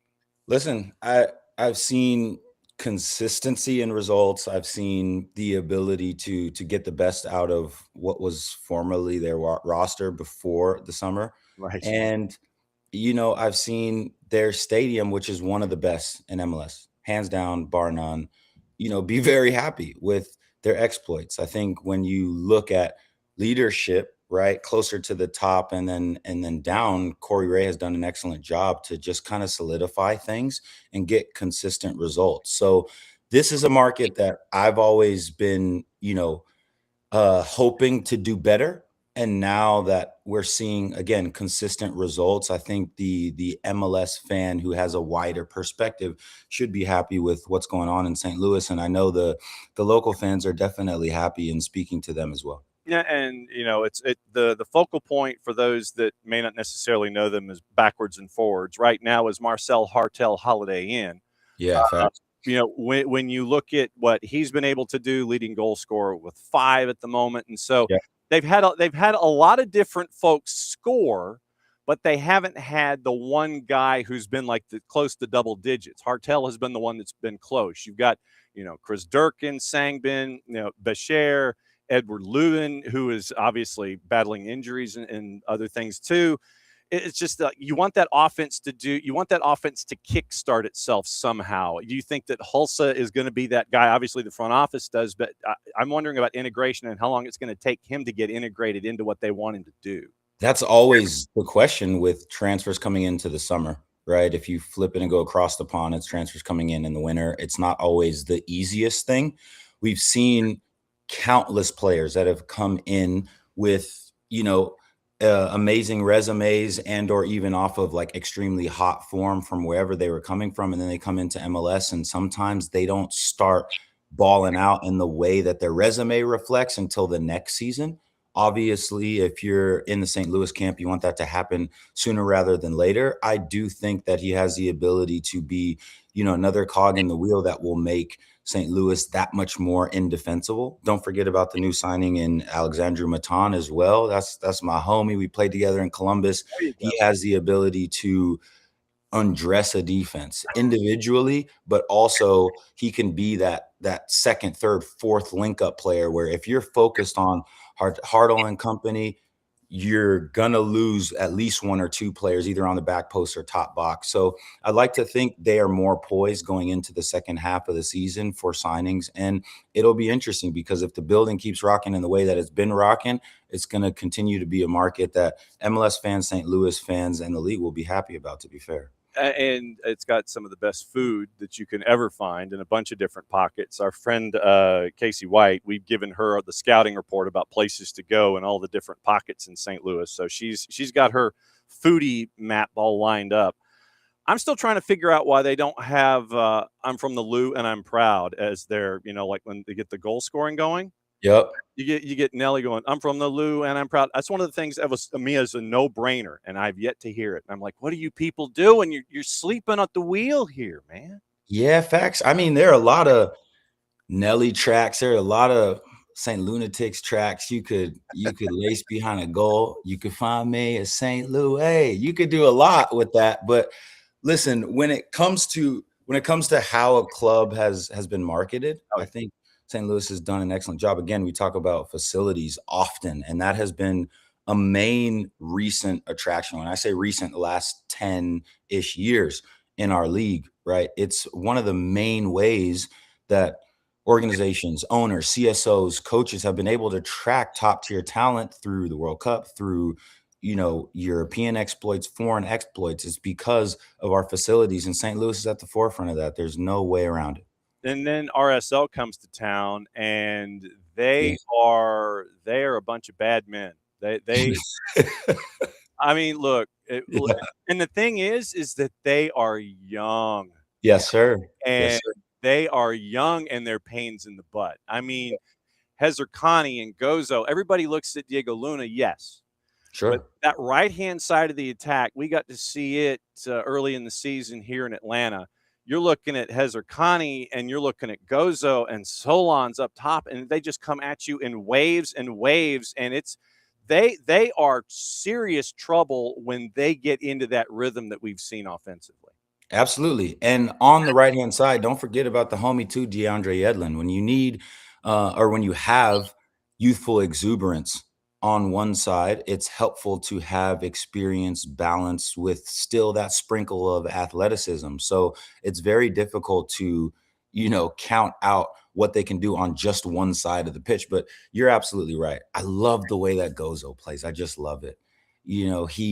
I look at, of course, the production, 6-4 from him, and just the front half of the season, he's, blown up the league, if you will. But I also like the way certain players move, the way their touch is, their balance, and when they look like they're just dynamic on just the first two touch and they circulate the ball. That's what I see from Gozo. I feel like there's obviously room still left for him to grow more and more clinical, more and more consistent in a given game. Sometimes he'll have a brace or whatever have you, or a goal. You feel like he could have 3 or 4. But at the end of the day, this is another young, bright star here that we have on our hands in MLS. And how long will he be here? Okay, so then going into this particular matchup, give me not a shiny object. I don't want so who's paired with you in the booth? I'm with Jonathan Yardley. Okay, so you and Yardley are in the booth. Yeah. I bump out Yardley for a second. I tell him to go get coffee or something.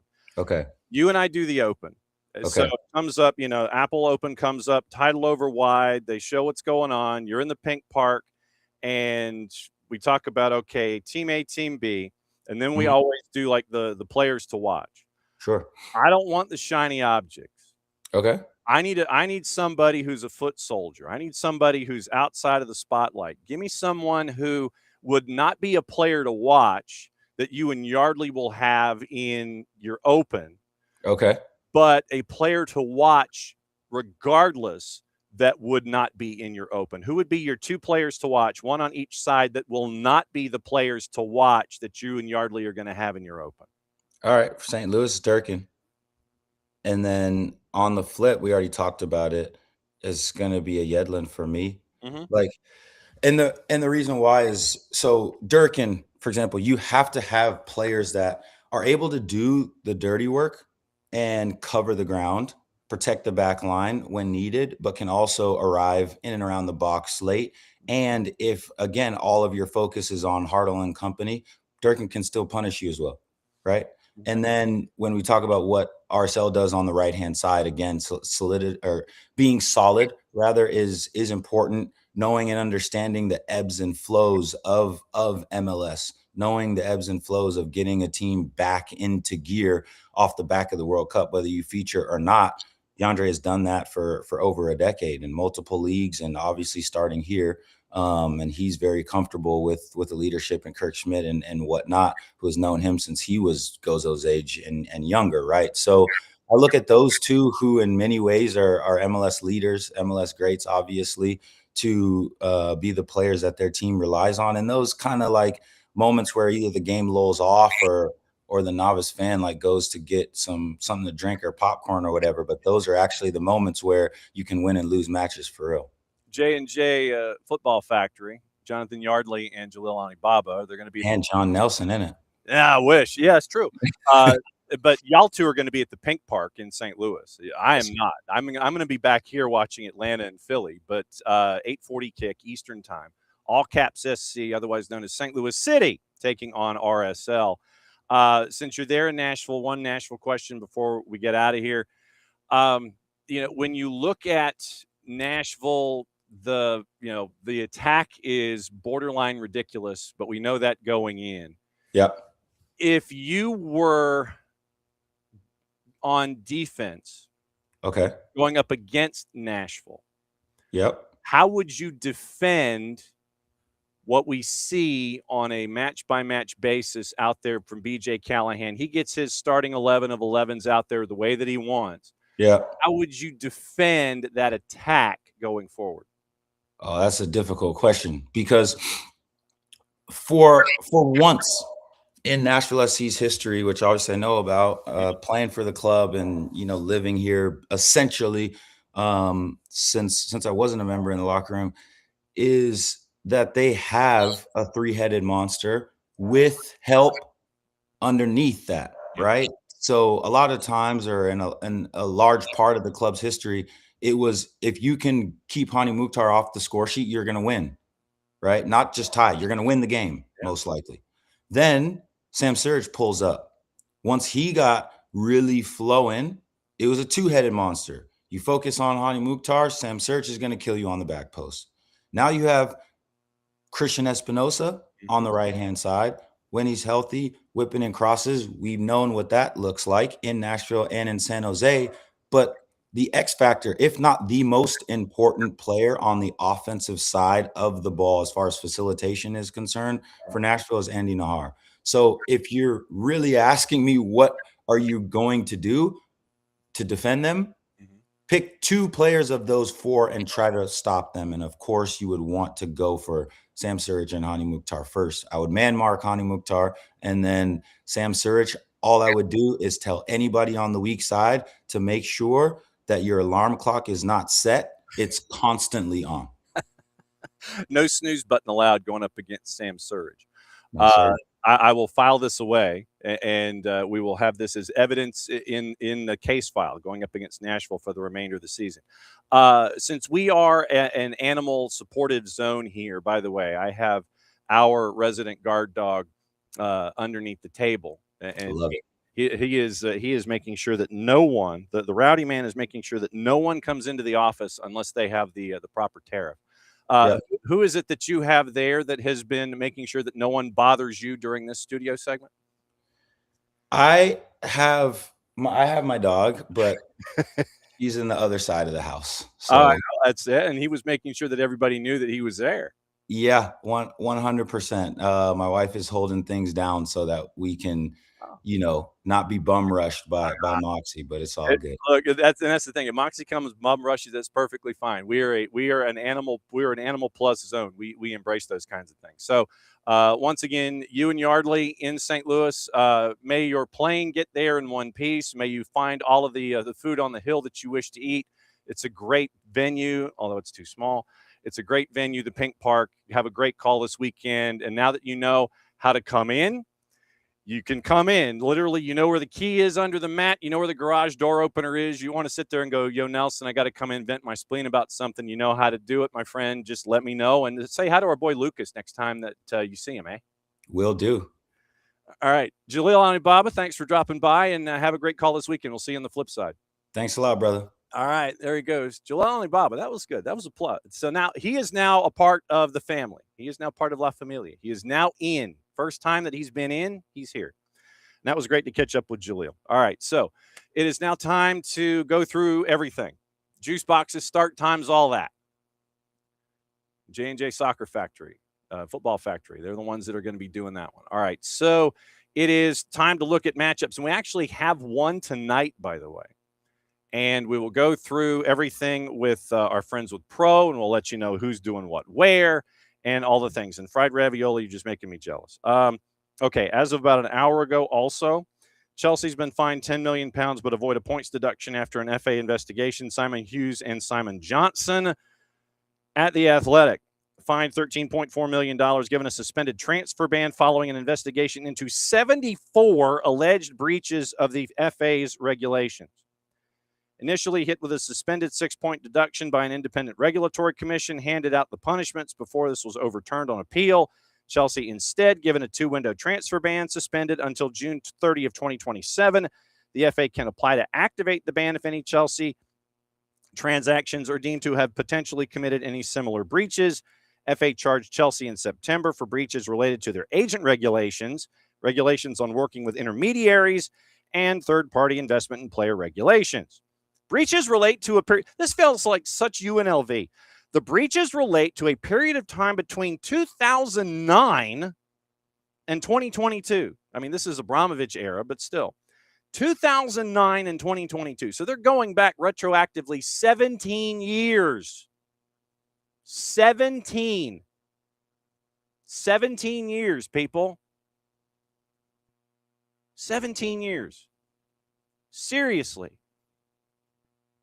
Primarily events that occurred between 2010-11 and 2015-16 when Roman Abramovich was still owner of Chelsea, according to the FA.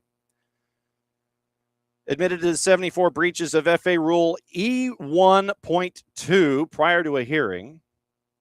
I'm going to do this in my official voice. And an independent regulatory commission imposed a 6-point deduction, which was to be suspended until 30 June 2027 and a £10 million fine. The club appealed against the suspended points deduction, and an independent appeal board allowed the appeal and set aside the sanction following a further hearing. In its place, the appeal board imposed a registration ban for 2 complete and consecutive transfer windows, which is suspended until 30 June 2027. Period, end quote. Continuing to investigate individual misconduct arising out of the case. Paragraph. Brings the amount of money Chelsea been fined to more than £18 million after UEFA imposed a €10 million sanction in July of 23 on the same offenses. Abramovich disqualified by the Premier League in March of 22, following Russia's invasion of Ukraine the previous month. Chelsea said last year their current owners, Bowley Clearlake, self-reported the issue in a, quote, due diligence process, revealed potentially incomplete financial reporting concerning historical transactions and other potential breaches of FA rules. The club called their cooperation unprecedented transparency. Separate case, they were also handed a suspended 1-year ban from signing first-team players, given a £10 million fine from the Premier League back in March relating to breaches of financial rules during Abramovich's time as owner. So, going back 17 years, 17 years, people. Tigres is now chasing also after Alan Velasco. They're targeting the Boca footballer to replace Angel Correa, Herman Garcia Grova. Keep that in mind this morning as well. Let's see.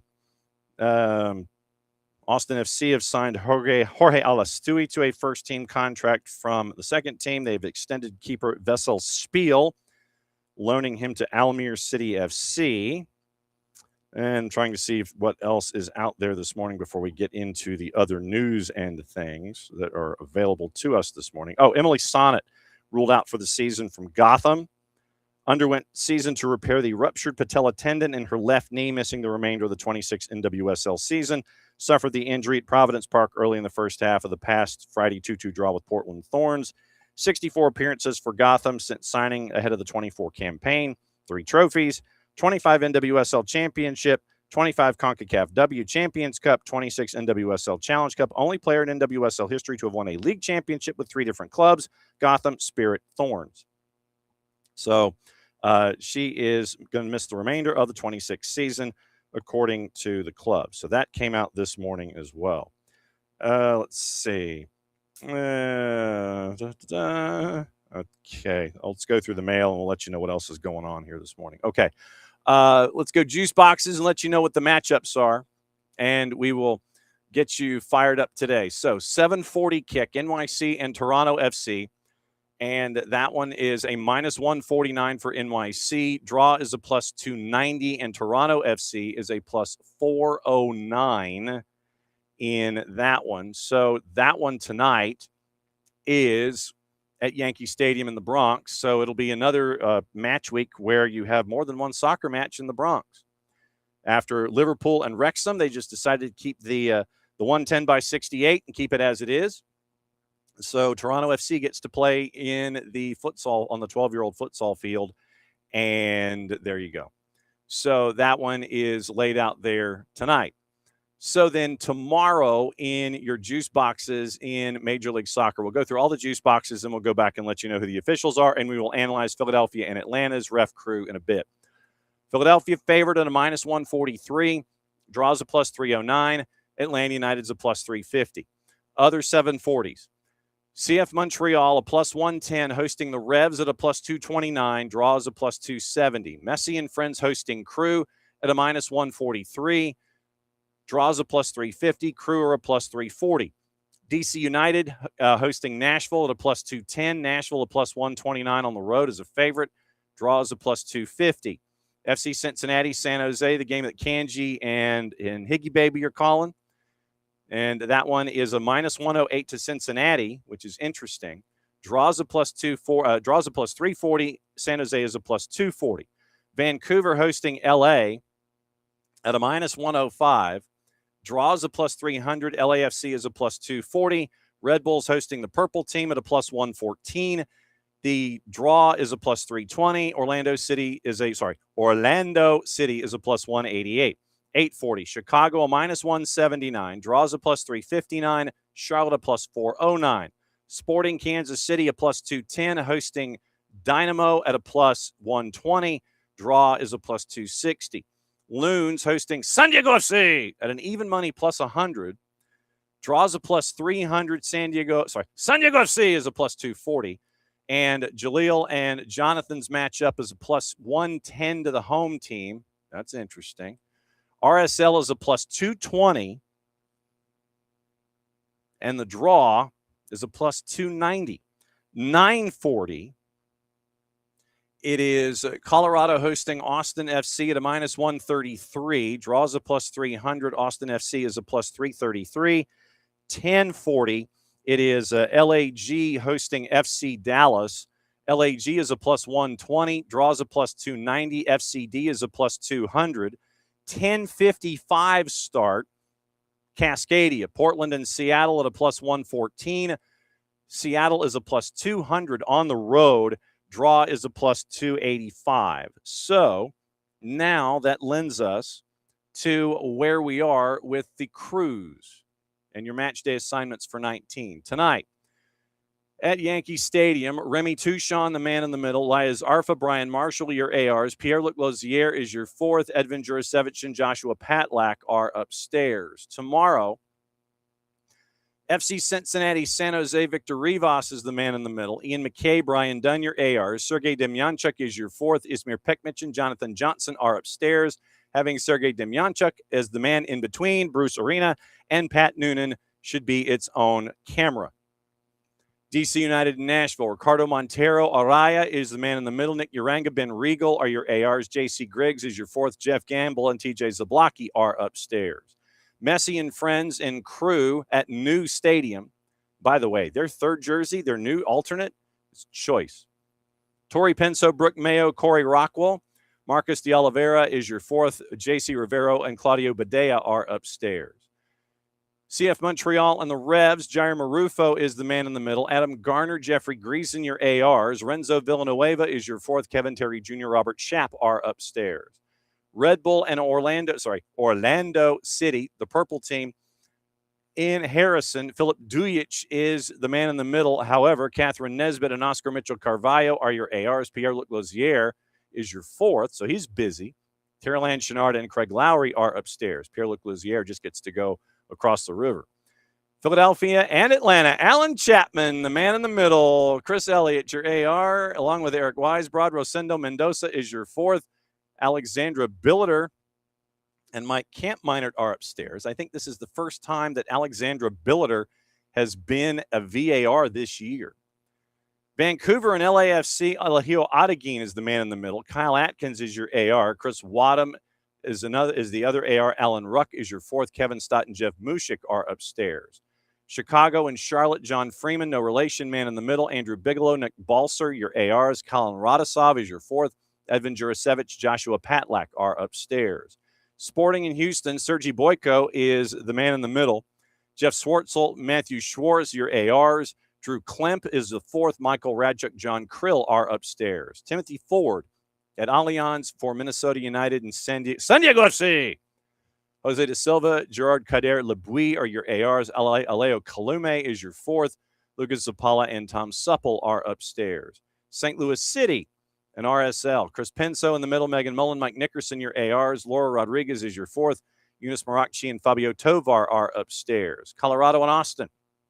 Armando Villarreal in the middle. Felicia Mariscal, Callie Smith, your ARs. Mark Verso is your fourth. Daniel Radford, Tom Felice are upstairs.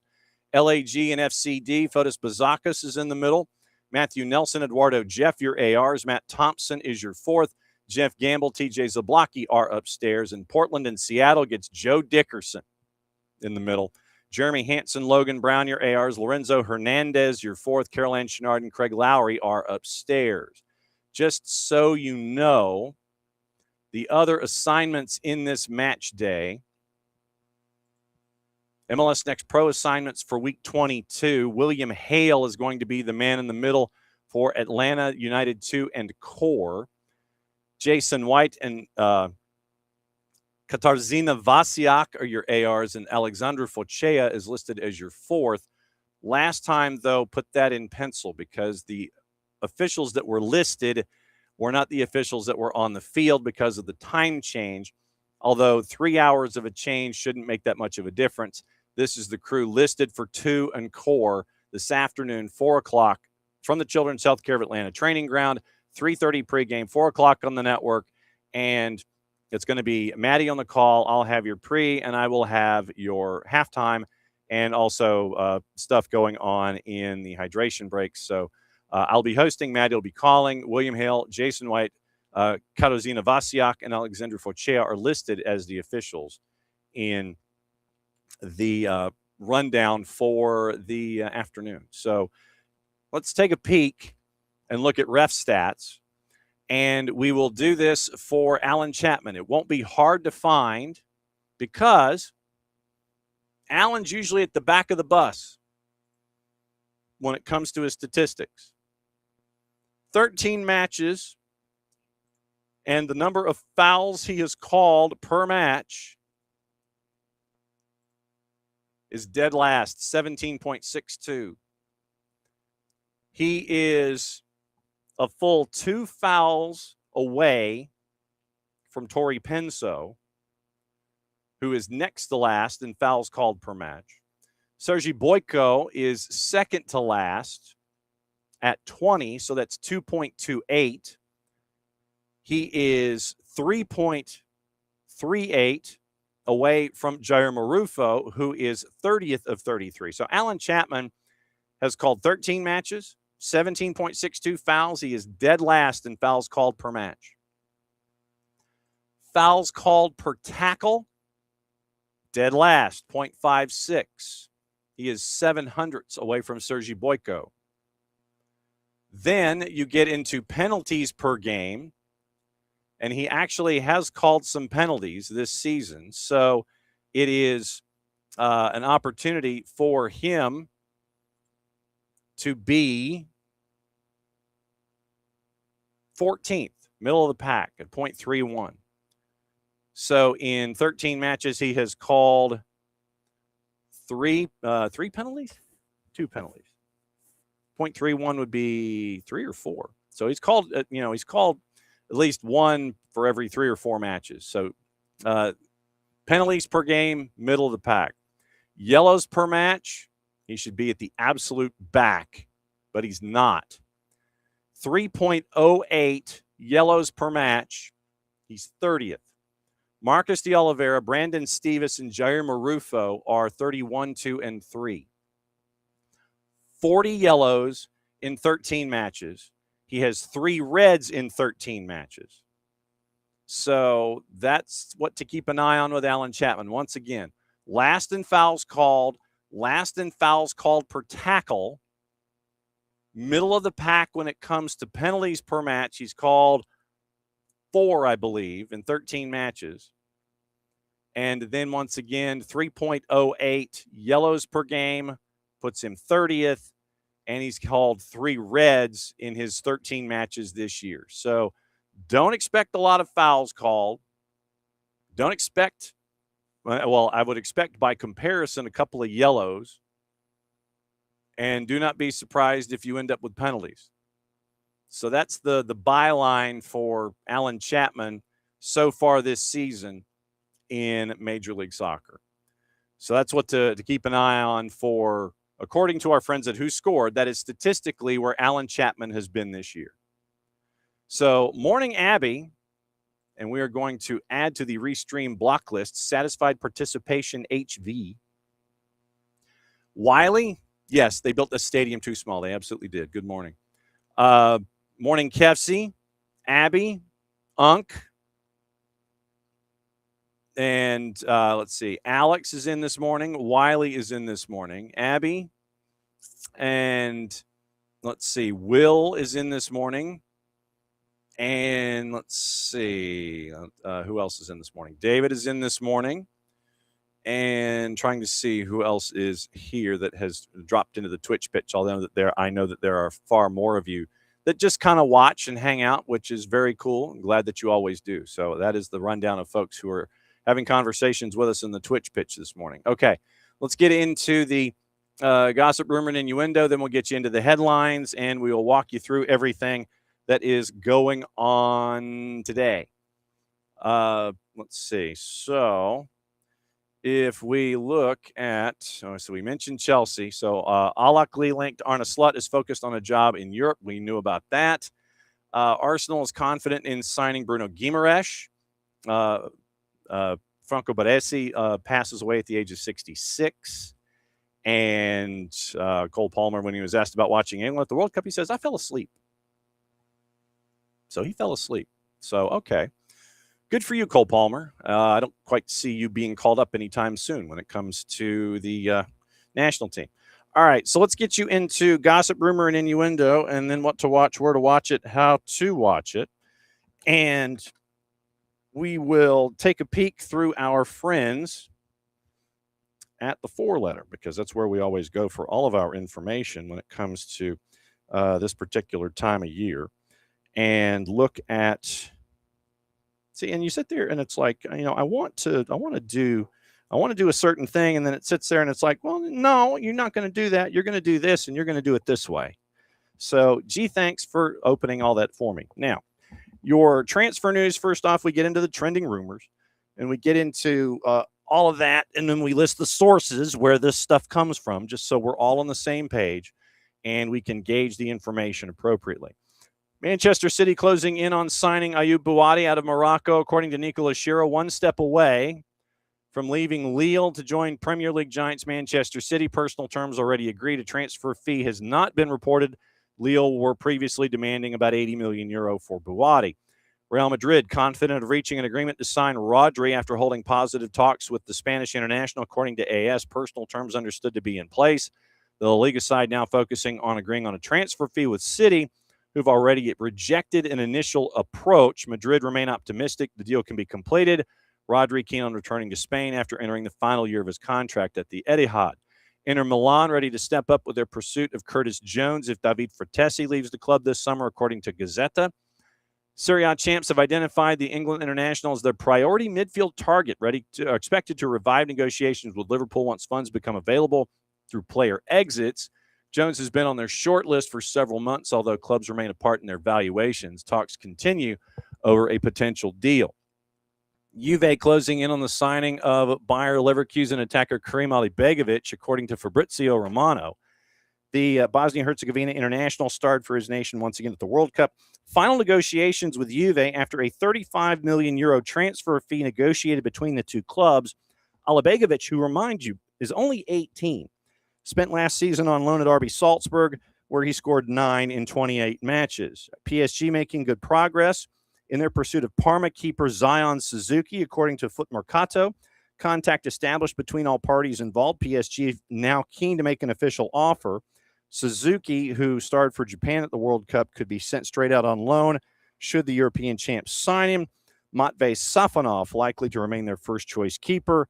Juve have already got a bid for Suzuki turned down by Parma, potentially opening the door for PSG this year. So looking at everything past the rumor stage, Arsenal been approached by AC Milan regarding a potential deal for Ethan Nwaneri, according to Matteo Moretto. Reported Milan have made an inquiry for the 19-year-old competition from multiple Premier League clubs, including Everton.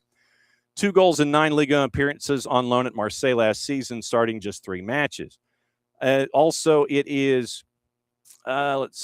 United interested in Juve winger Francisco Conceição, according to Nicolo Schira, said that United made an inquiry for the 23-year-old, whom Juve would be willing to part ways with this summer. Tuttosport reports an offer worth at least 50 million euro would be required to land him. Could be competition from several Premier League clubs contacted by his agent Jorge Mendes. Schira also reports United have been tracking AC Milan winger Rafa Leao as a potential alternative option for the back line. Arsenal Liverpool exploring a move for Maxi Arujo from Sporting, according to the 3-letter paper. Reported both clubs have been contacted by the 26-year-old Uruguay international reps regarding a deal. They want to consider whether he could be a strong fit for their squads before progressing further. Sporting said to be looking for an offer worth at least £51.5 million to part ways, already identifying replacements. Real Madrid winger Franco Mastantuono on the radar of AS Roma and Fiorentina, according to Diario AS. Madrid believed to be prioritizing a season-long loan move for the 18-year-old to get more playing time. Clubs in Serie A leading the race for him. 23 La Liga appearances last season, linked with Fulham. Also said that the Cottagers have been focused on other signings, including striker Gonzalo Garcia, whom the Premier League club agreed to a £34 million deal for on Thursday. Borussia Mönchengladbach and USMNT attacking midfielder Gio Reyna, getting interest from Strasbourg. Negotiations reportedly ongoing with the 23-year-old's reps amid the belief the Bundesliga club's willing to part ways with him, and linked with an exit from the club along with compatriot Joe Scally after making 4 starts last season. Fulham's looking to rebuild their squad from a 12th place finish. Arsenal increasingly confident in signing Bruno Guimaraes from now following the exit of Eddie Howe, according to James Ollie at the 4-letter. Made Arsenal more optimistic with the exit that they can make a deal. Fee has not been agreed. Sources tell the 4-letter moves in excess of £70 million. Let's see. We mentioned Ayub Wadi, James Trafford, and he is out of, obviously, Manchester City. And so now it looks like Marseille keeper Geronimo Rulli might be taking his place. Trafford's nearing a £40 million move to Leeds United. Mundo Deportivo, Barcelona remain in talks with Al Hilal regarding a deal for Joao Cancelo. PSG keeping tabs on Porto attacking midfielder Rodrigo Mora. 3-letter paper, Manchester United have identified Newcastle left-back Lewis Hall as a long-term replacement for Luke Shaw. Deportivo again. Atleti remain interested in Ferran Torres at Barca. The Telegraph, Barcelona keeper Marc-Andre ter Stegen closing in on a move at Ajax. Corriere dello Sport, Inter Milan discussing a €40 million move with Spurs defender Christian Romero. Sky Deutschland, Bayern Munich could consider a loan move away from the club for winger Brian Zaragoza. Abola, Benfica defender Antonio Silva set to complete a switch to Bournemouth on Friday. Napoli in talks with Chelsea regarding a loan deal for defender Benoit Badiashile. That's from Nicolo Schira. Includes an option to make the move permanent for around €20 million. Ben Jacobs reinforcing once again. Forest, Everton, Bournemouth interested in Dinamo Kyiv defender Taras Mikavko. L'Equipe, Brentford closing in on a deal to sign Lens midfielder Mamadou Sangare. So that is the most up-to-date rumors as of 35 minutes ago. So let's check our normal daily sourcings and find out what it looks like there with our buddy Ben Jacobs and find out that his fingers are traditionally very, very busy when it comes to typing and such. Sammy Smodix is going to join Derby from Ipswich on a season-long loan with an obligation to buy. Could rise as high as £5.5 million if Derby get promoted, lower if they don't. And let's see. Player. PSG had agreed on a €50 million deal for Magnus Akliush, according to Abdullah Bolma and Lemeshinua. They both called it. PSG viewed the price as a fantastic deal, given Monaco initially asked for €65 million plus add-ons. Small matters to resolve before Akliush is given permission to undergo his medical. The approach for Curtis Jones by Inter is their third, according to James Hardcastle. It is Manchester United kicking the tires on Lewis Hall. Let's see. Newcastle insists the plan for Bruno Guimaraes was always to have him train in La Manja from Monday, but those close to the player told TalkSport asked to delay his trip as he closes in on a move to Arsenal. Ben says it's worth noting this is not the same as Alexander Isak. If Arsenal can't finalize a deal in the next days, Guimaraes will return in time for Monday training, the first session he was due to be involved in. He has no desire to go on strike. West Ham in advanced talks with Celtic to sign midfielder Arne Engels. Antonio Silva, once again, given permission to undergo his Bournemouth medical at 25 plus 5 in euros. That's the package that's been agreed to by Benfica. And I think we're caught up internationally. Let's see if we're caught up domestically after Tom had mentioned this morning Max Arfston and Middlesbrough. And let's see, going to the top of the order, $7.5 million, including add-ons. Kruger to sell on. Arfston expected to travel to complete the move. So now Middlesbrough has Max Arfston coming. They've got Aiden Morris. They've got Sebastian Berhalter. They've got Adelson Malanda. And they've got Riley McGree, technically a former Charlotte midfielder, though he never made an appearance in Major League Soccer. Abby, great to see you as always. We will catch up with you soon. So that is the domestic element in all of this. I believe that catches us all up on those. Now, what to watch, where to watch it, how to watch it before we check the papers and let you know what else is going on. As always, what to watch, where to watch it, how to watch it. Brought to us by our friends at Fanati's, fntz.co/soccer down here. That link is important, helps us out, helps them out, and helps you out with all of your streaming services and all of your desires to watch everything in South America. You get Middle East and North America from our friends at BN Sports. You get all the BNs, which means you get Sudamericana. And if you watched Sudamericana last night, you got to see Boca survive O'Higgins. And you also got to see in the LPF, you got to see Independiente and Newell's go at it last night. You could have watched that on Fanati's. And BN Sports gives you right now all the Sudamericana you want. You've got WAFCON. You had a big upset. Ali Howarth, we're going to try and catch up with him next week because the group stage has been crazy, and we'll get his input on said group stage next week. You get WAFCON, you get AFC, you get AFCON, you get all the Olympic qualifying tournaments. Doesn't matter what the age group is. You get French League, Turkish League, Polish League already underway, and that is part of what you get with BN. You get TVV out of Venezuela, CDO Plus out of Chile, Liga 1 Max Pro out of Peru.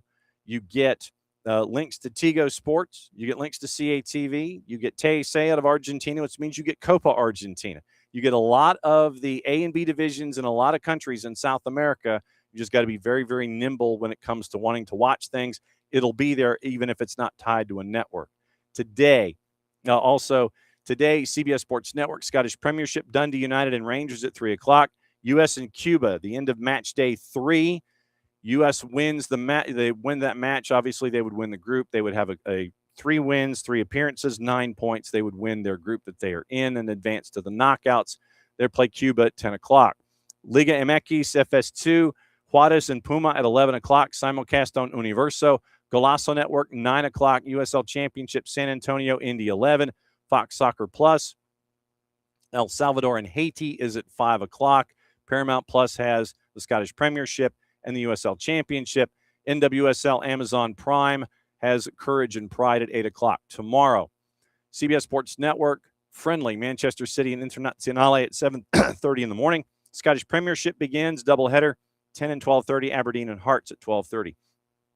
ESPN2, USL Championship, Tampa Bay and Lou City at 8. FS1, they've got Cascadia late night, Portland and Seattle. CONCACAF U20s on FS2 at 4 o'clock, 9 o'clock. Canada at 4 o'clock with Jamaica. Honduras, Panama at 9 o'clock. Bien Espanol has the Portuguese Super Cup, Porto and Torreense. Remember their run that they had last year. That's at 3:15 tomorrow afternoon. Club friendlies, Fox Deportes, 7:30. Real Madrid, Fiorentina at noon. Girona, Arsenal at 2. And Cascadia. 2 to NA is at Sábado Futbolero, 7, 9, and 11. Univision is simulcasting. Apple TV has all the games at 7:30. We went through juice boxes, all 3, 6, 9, 12, 14 to go with the match tonight. Golasso Network friendly early in the morning. Chelsea and Spurs at 5:45 for those of you up early. Northern Super League, 4 o'clock tomorrow afternoon. Calgary and AFC Toronto. All the games in USL Championship. All the games in USL League 1. The final in USL League 2, Flint City and Vermont Green. That is at 7:30. Fox ONE has the club friendlies. They've got Liga MX. They've got CPL. They've got U20. They've got MLS. Fox Soccer Plus has Canadian Premier League at Vancouver and ATLUTD Ottawa at 6.